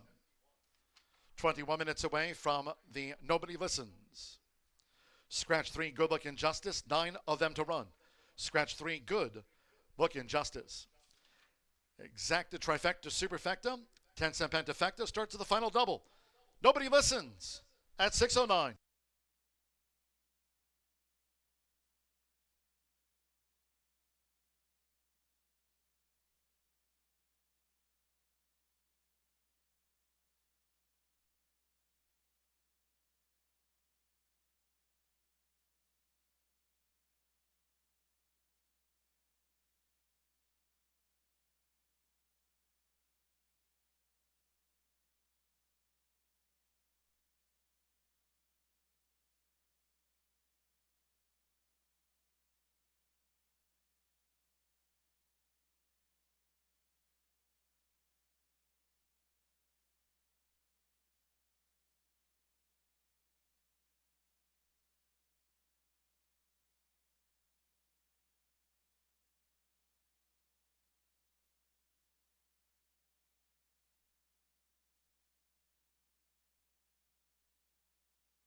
That's what he would say. The checkered flag here goes to Hot Middles. I can't explain how excited I am. Personally, because I love these girls, but also because it makes my job so easy when Hannah wins a stakes race because she's so easy to interview and she's so great to talk to. But you guys have had really great success. I know last year she had a little bit of, she just had to overcome. She was growing. She's had a great career. And now here in this year, you guys are three wins in a row and a second. So you've not been worse than second this year. Hannah, can you tell me how she's grown? I mean, you know her so well. It is insane to watch a horse go from 2 to 3, but even more so 3 to 4. Once they start regularly going up against older company, it really shows what they're made of. And Hot Middles, she has always stepped up to the plate. It took her slightly longer than we may have originally thought, but she, like we have always said, everything is on her own time. And when she was ready, she came up to bat and has kept striking home runs every single time. Well, you guys get along so well because you're similar in that aspect, I guess. Tiana, you're not crying today? I was a little bit earlier. I know, but tell me how you feel.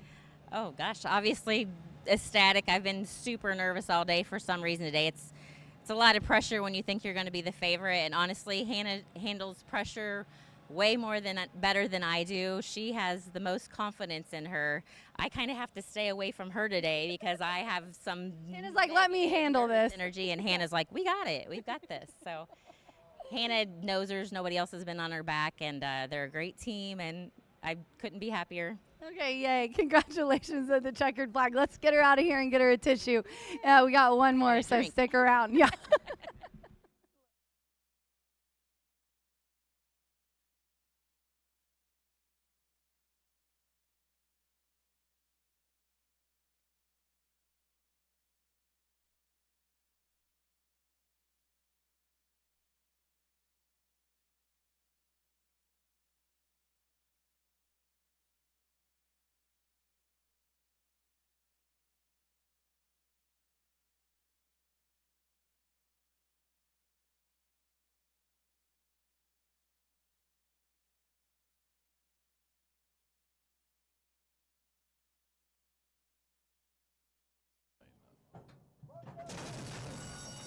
And they're off in the checkered flag. And Bits of Candy racing right away from the starting gate for Irving Moncada. The Randy Klopp 3 pursue with the Kid Pataki on the outside of Cotty Flatter and Temple Painter running in fourth as they move past the half-mile pole. Bits of Candy pressed harder by the Kid Pataki. Then toward the inside is Three Coats in a green cap, who's back in fifth. Hot Middle, sixth between horses. Work It Wendy is wide at the 3.5. Then further back to See You in a Bit. And Gio's Baby Girl is last as they round the far turn. Quarter 21.83 second. Bits of Candy with inside 3 furlongs left. The Kid Pataki right there for Simmer Bermudez as they come toward the quarter pole. Akati Flatter, Hanalehi moving, Hot Middles in, blue with the orange sleeves, and Hot Middles starts a close, alters to the 3 path as these fillies and mares straighten away. Three Coats a challenge up the rail. Half mile, 44.09, and here comes Hot Middles, who descends on Bits of Candy, overpowered the Kid Pataki, and Three Coats up the rail with Hannah Leahy riding for the USA. It's Hot Middles who revved up her engines to win the checkered flag by 3. Three Coats was the runner-up to Hot Middles, who finishes on top. The Kid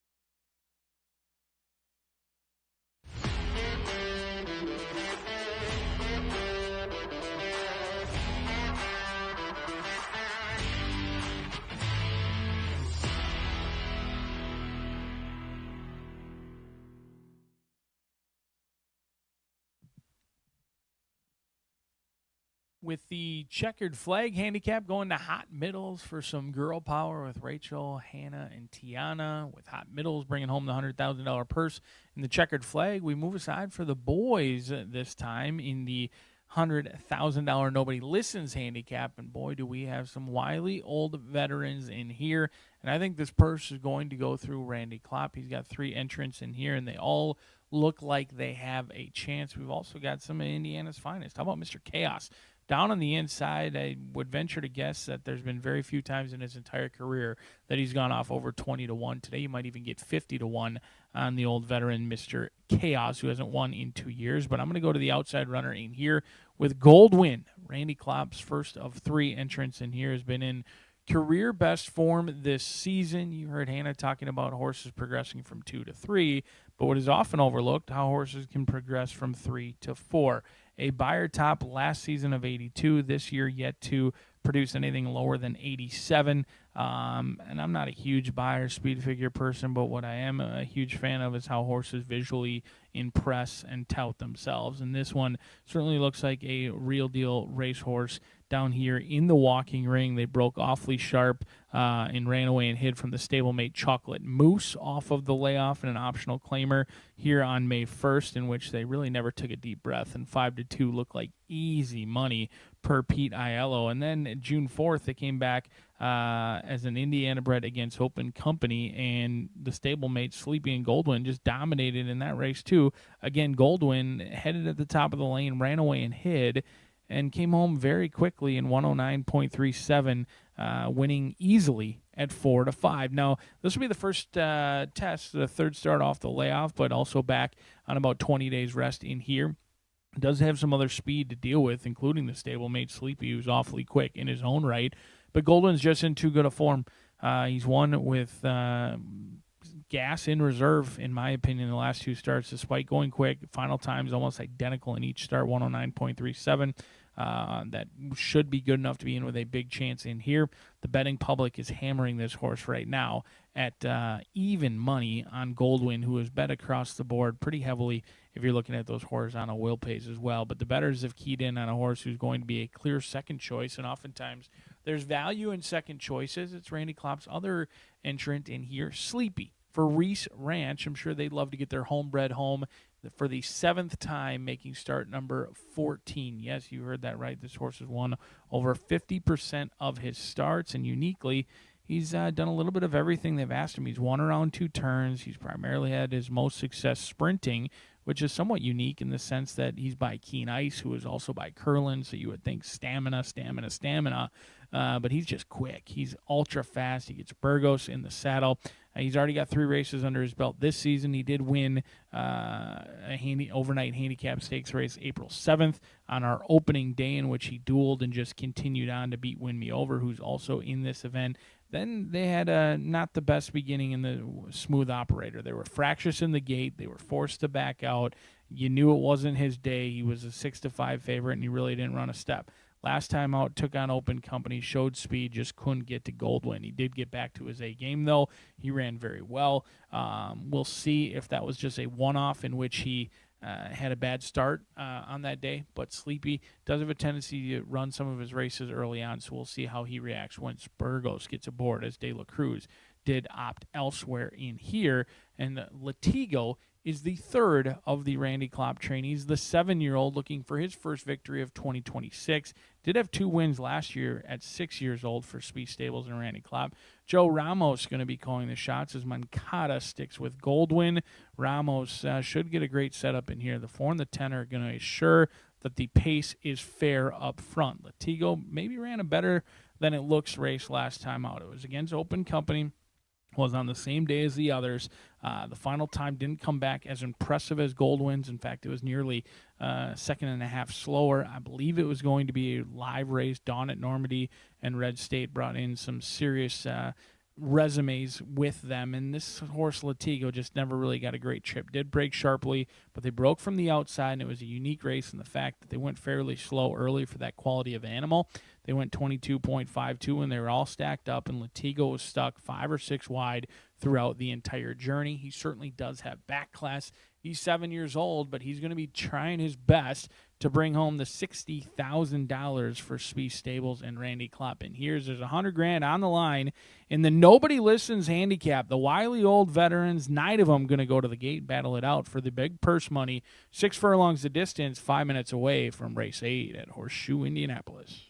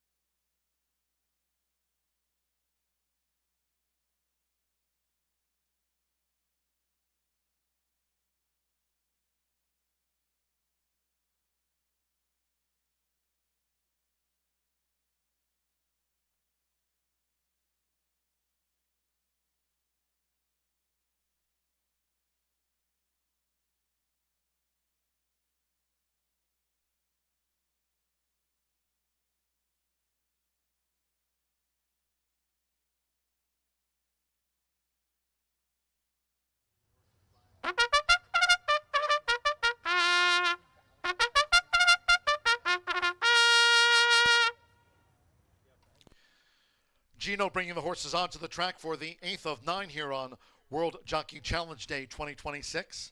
It's the Nobody Listens. At 6 furlongs, a field of 9 this year. Scratch 3, Good Luck and Justice. Scratch the blue 3, Good Luck and Justice.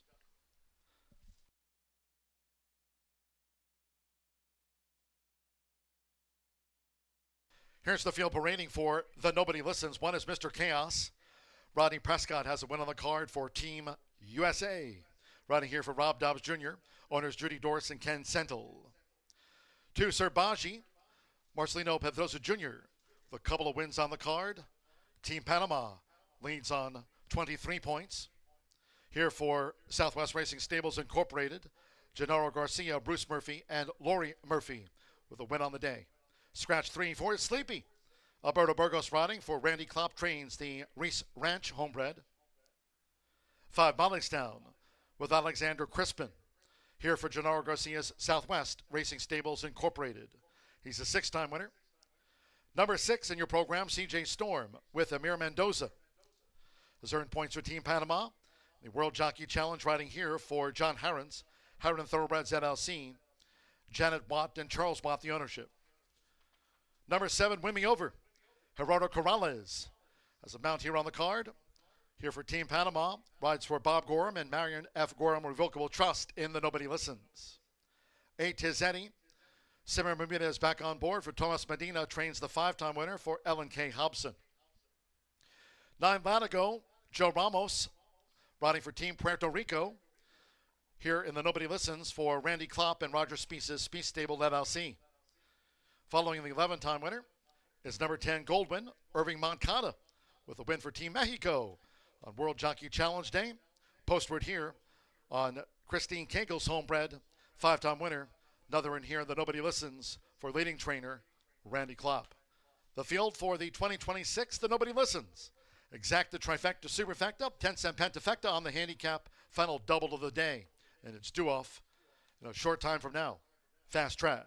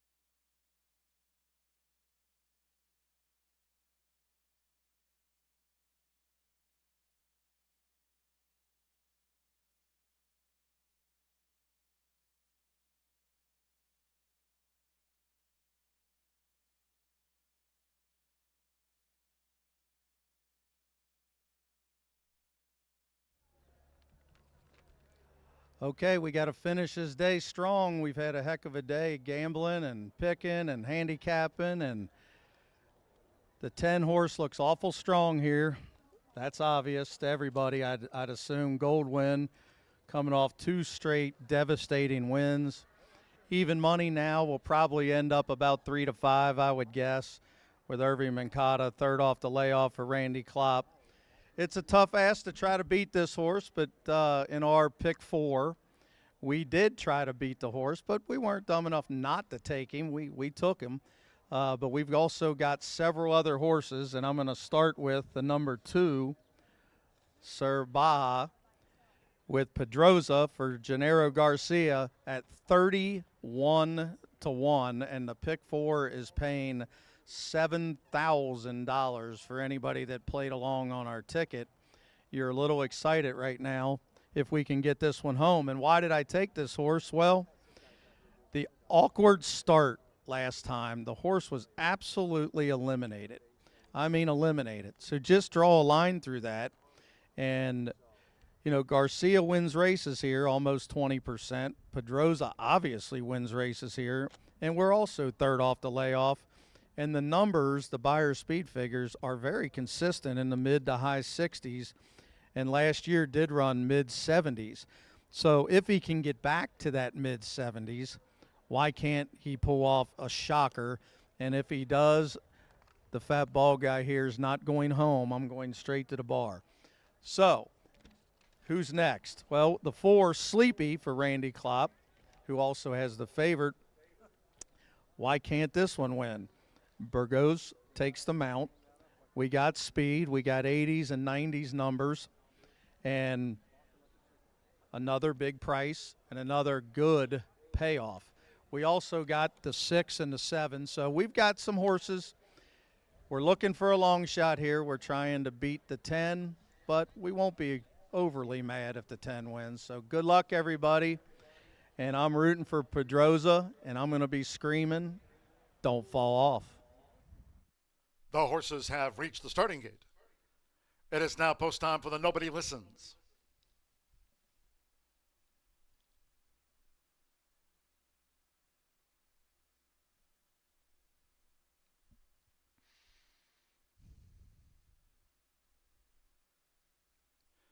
They're going in. Rodney Prescott with Mr. Chaos. First to take his position in the starting gate here at 6 furlongs fast track. Armia Mendoza with CJ Storm.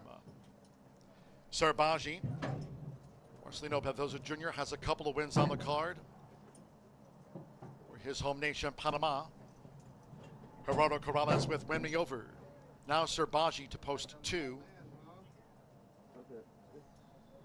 Good Looking Justice, the 3 is a non-runner. Sammy Bermudez with Tizetti. Joe Ramos Latigo, one of the Randy Klopp trained 3 here. And the Nobody Listens. Alberto Burgos with Sleepy. Alexander Crispin, Mollystown. Mollystown like Sarbaji, both for Gennaro Garcia.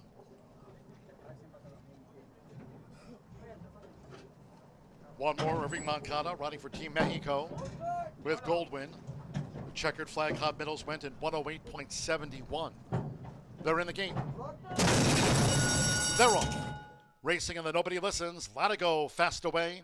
Goldwyn good speed. Tizetti adding pep to the pace. They're engaged toward the inside by Sarbaji with an early bid. Also right there toward the inside is Sleepy. It's a mad dash through the first furlong and a half for Sleepy. Has emerged in front for Alberto Burgos. Pressed hard by Mollystown, who's right there with Sleepy. Tizetti is up with them, running a third inside a half mile to go. Goldwyn is a wide 4th as the ends of the far turn. Latigo broke sharp. Latigo now back in 5th. Then CJ Storm with Mr. Chaos toward the inside as they round the far turn. Win Me Over is running second to last, and Sarbaji trails them the quarter.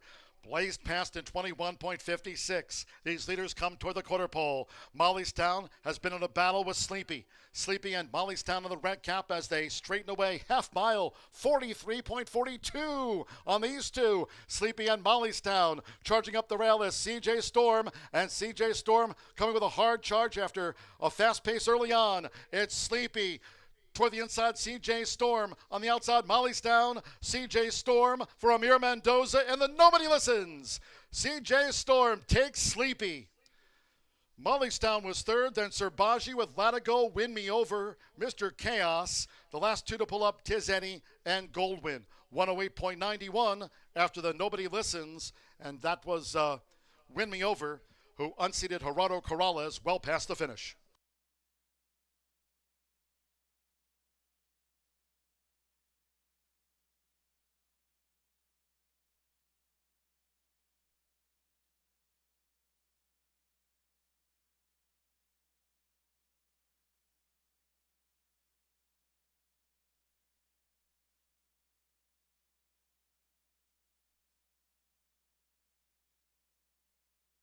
.91 after the Nobody Listens, CJ Storm for Team Panama. Over Sleepy second in a game effort. Mollystown third, Serbaji 34-1 was fourth, Latigo fifth. Then on the bob, Win Me Over with Mr. Chaos and Win Me Over, unseated Gerardo Corrales well past the finish of the Nobody Listens. 108.91. Hot Middles clocked 108.71. It's CJ Storm as Team Panama has all but sewn up the World Jockey Challenge again.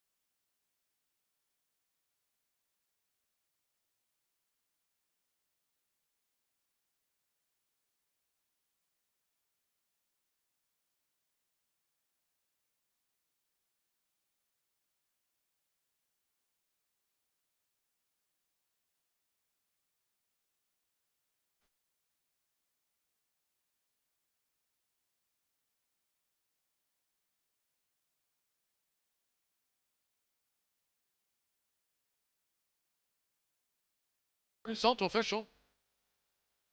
6-1 double pay, 164.40.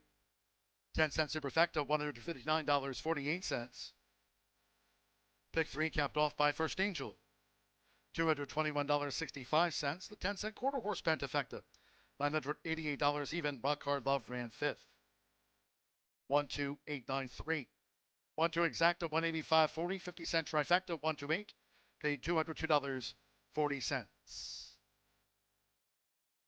5 more points added to the total for Team Mexico. Edgar Diaz with First Angel to close out the card on the 12th annual World Jockey Challenge Day. Victory again, 3rd World Jockey Challenge trophy to be raised by Team Panama, led by Marcelino Pantoja Jr. with a couple of wins. Amir Mendoza earned points, took out the Nobody Listens with CJ Storm. Sando Sanjo also earning points for the team, and Gerardo Corrales rode for the victorious Team Panama as well. But it's Edgar Diaz for Team Mexico in the finale with 1 First Angel. 3-year-old Sorrel gelding by First Moonflash. Out of the feature, Mr. Jesmer, Definitely an Angel. Claudio Barazza trains for Campos Family Ventures LLC. It's First Angel, Edgar Diaz. A Team Mexico win to close out World Jockey Challenge Day 2026. Finale 17.892. Fast Track 17.892. Well, that concludes our live racing program for today. Keep it right here. If you're watching us on YouTube, so many have subscribed to our YouTube channel at Horseshoe Indianapolis Racing.